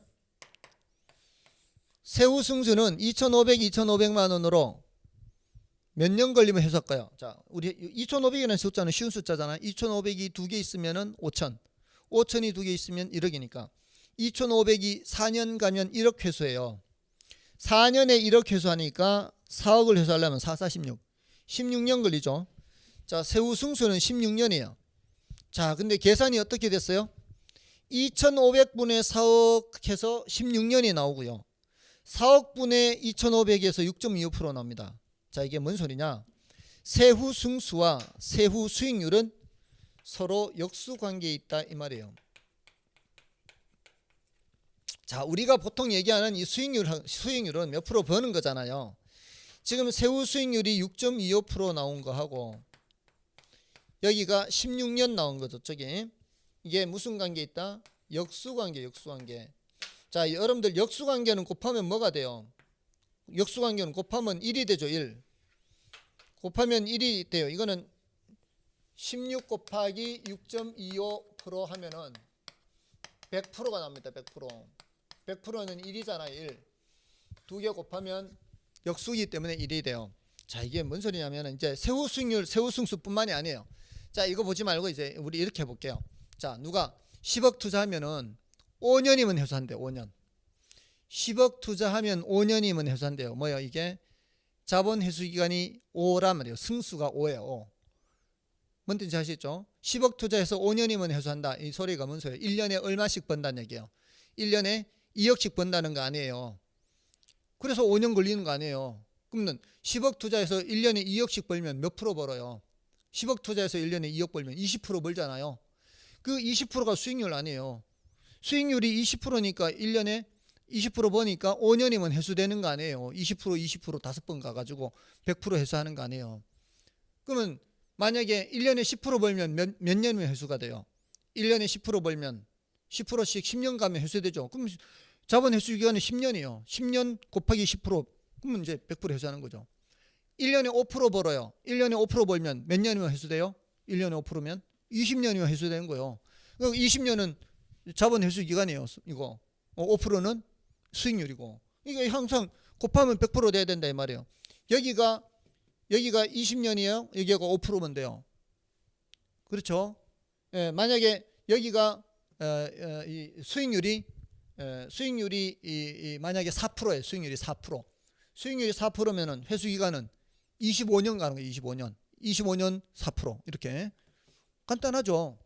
그렇게 되는 거예요. 자, 이게 무슨 관계다? 역수의 관계. 자, 이게 역수 관계예요. 자, 그런데 말이에요. 자, 여기 지금 승수법은 승수자만 붙이면 됐잖아요. 그죠? 근데 만약에 여기에 수익률만 붙이면 된다고 쳐볼게요. 그럼 여기에 뭐가 될까요? 세전 수익률 하면 되죠. 여기는 순소득 수익률 하면 되죠. 수익률자만 붙인다면 여기는 총소득 수익률 이렇게 하면 되겠죠. 이러면은 외울 거 없어요. 일단 가유순전 앞에 현금수지 측정 공식만 외워버리면은 승수법은 뒤에 승수 다 붙이면 되고 수익률법은 뒤에 수익률만 다 붙이면 되잖아요. 그럼 이제 공식 외울 게 없잖아요. 자, 그런데 애석하게도 지금 이게 아니라는 거죠. 이런 용어가 없다는 거죠. 이런 용어가 없이 자, 요 두 개 위치는 여기가 지분 배당률이고요. 여기가 종합자본 환원율이에요. 자본을 집어넣어도 되고 안 집어넣어도 되고. 자, 이 용어는 따로 기억해야 돼요. 결국은 이 두 개를 따로 하라 이 말이에요. 두 개를. 승수법, 수익률법은 그냥 승수, 수익률 붙이면 되는데 요 두 개는 패턴에 벗어나니까. 근데 중요하단 말이에요. 이거 거의 해마다 환원율은 시험에 등장 안 할 때가 없어요. 이건 거의 해마다 등장하니까 굉장히 중요한 용어예요. 그리고 지분 배당률도 중요하고요. 자, 그런데 그렇게 어렵지는 않아요. 왜냐하면은 이 지분 배당률 지분자 붙어 있잖아요. 지분자가 붙어 있으니까 아랫동네예요. 그리고 여기는 종합자 붙어 있죠. 종합자 붙어 있으니까 윗동네입니다. 그러니까 세전하고 순소도 요 위치가 지금 용어가 좀 색다르잖아요. 지분 배당률하고 종합환원율. 지금 저는 공식 외우란 말 안 했어요. 분모 분자 외우란 말 안 하죠. 대신 얘는 무슨 투자액이 나와야 돼요? 여기는 지분 투자액이 나와야 돼요. 여기는 총 투자액이 나와야 돼요. 자, 그렇게 해서 일단 짝을 지어서 비교하는 것이 중요해요. 윗동네는 총투자액, 아랫동네는 지분투자액이라는 거예요. 자, 일단은 분모분자 공식을 외우지 말고요. 수익률법은 몇 퍼센트 버는가, 승수법은 몇 년 걸리는가. 자, 요거를 이제 체크를 하시면 돼요. 자, 우리 이제 5번 문제를 좀 보겠습니다. 자, 5번 문제를 보시면은 재무 비율과 승수에 대한 설명 중 옳은 것은 했죠. 자, 세후 현금 흐름 승수라 그랬어요. 세후 승수라고 했잖아요. 자, 세후 승수 몇 년 걸리는, 세후 현금으로 보면 이거 일단 번역해 보세요. 세후 현금 흐름으로 몇 년 걸리느냐 이 말이잖아요. 세후 현금 흐름으로 몇 년 걸리는 게 뭘 회수하는 거예요? 여기 지분 투자액을 회수하는 거 아니에요. 근데 뭐라고 돼 있어요? 총 투자액을 세후 현금 흐름으로 나눈 값이다. 이렇게 돼 있네. 세후 현금 흐름은 총 투자액하고 비교 대상이 아니에요. 짝이 안 맞는 거죠. 그래서 1번은 틀렸고요. 그다음에 총소득 승수 나왔어요. 이 총소득 승수. 총소득 승수는 총 투자액을 세후형, 이것도 마찬가지. 이 지금 1번 지문에 2번 지문이 서로 짝이 안 맞는 거 아니에요. 총 투자액하고 총소득하고 비교해야지 왜 세후가 나와요? 짝이 안 맞는 거예요, 지금 이거는. 그다음에 순소득 승수는 연놈이잖아요. 자, 이것도 총 투자액이 나와야 돼요, 지분 투자액이 나와야 돼요. 이건 지분 투자액이 아니라 총 투자액이 나와야 되는 거 아니에요. 근데 지분 투자액을 순영수로 넣는, 이것도 틀렸잖아요. 일단 짝이 안 맞다고, 짝이. 그다음에 동일한 투자안의 경우 일반적으로 세전 현금 수지 승수가 세후 현금 수지 승수보다 크다. 자, 요거는 자 보세요. 여러분들 세전 수지가 더 커요, 세후 수지가 더 커요? 여기 아까 세전이 더 커요, 세후가 더 커요? 세전이 더 크죠. 자, 세전이 더 크니까 지금 4억을 회수하는데 얘는 몇 년 걸려요? 약 13.3년이 걸려요. 이게 세전 승수예요. 세전 승수. 세전 현금 흐름으로 몇 년 걸리느냐 이 말이에요. 근데 요거는 조금 전에 16년 걸렸죠. 16년. 이게 뭐예요? 세후 승수예요. 자, 이렇게 생각하시면 돼요.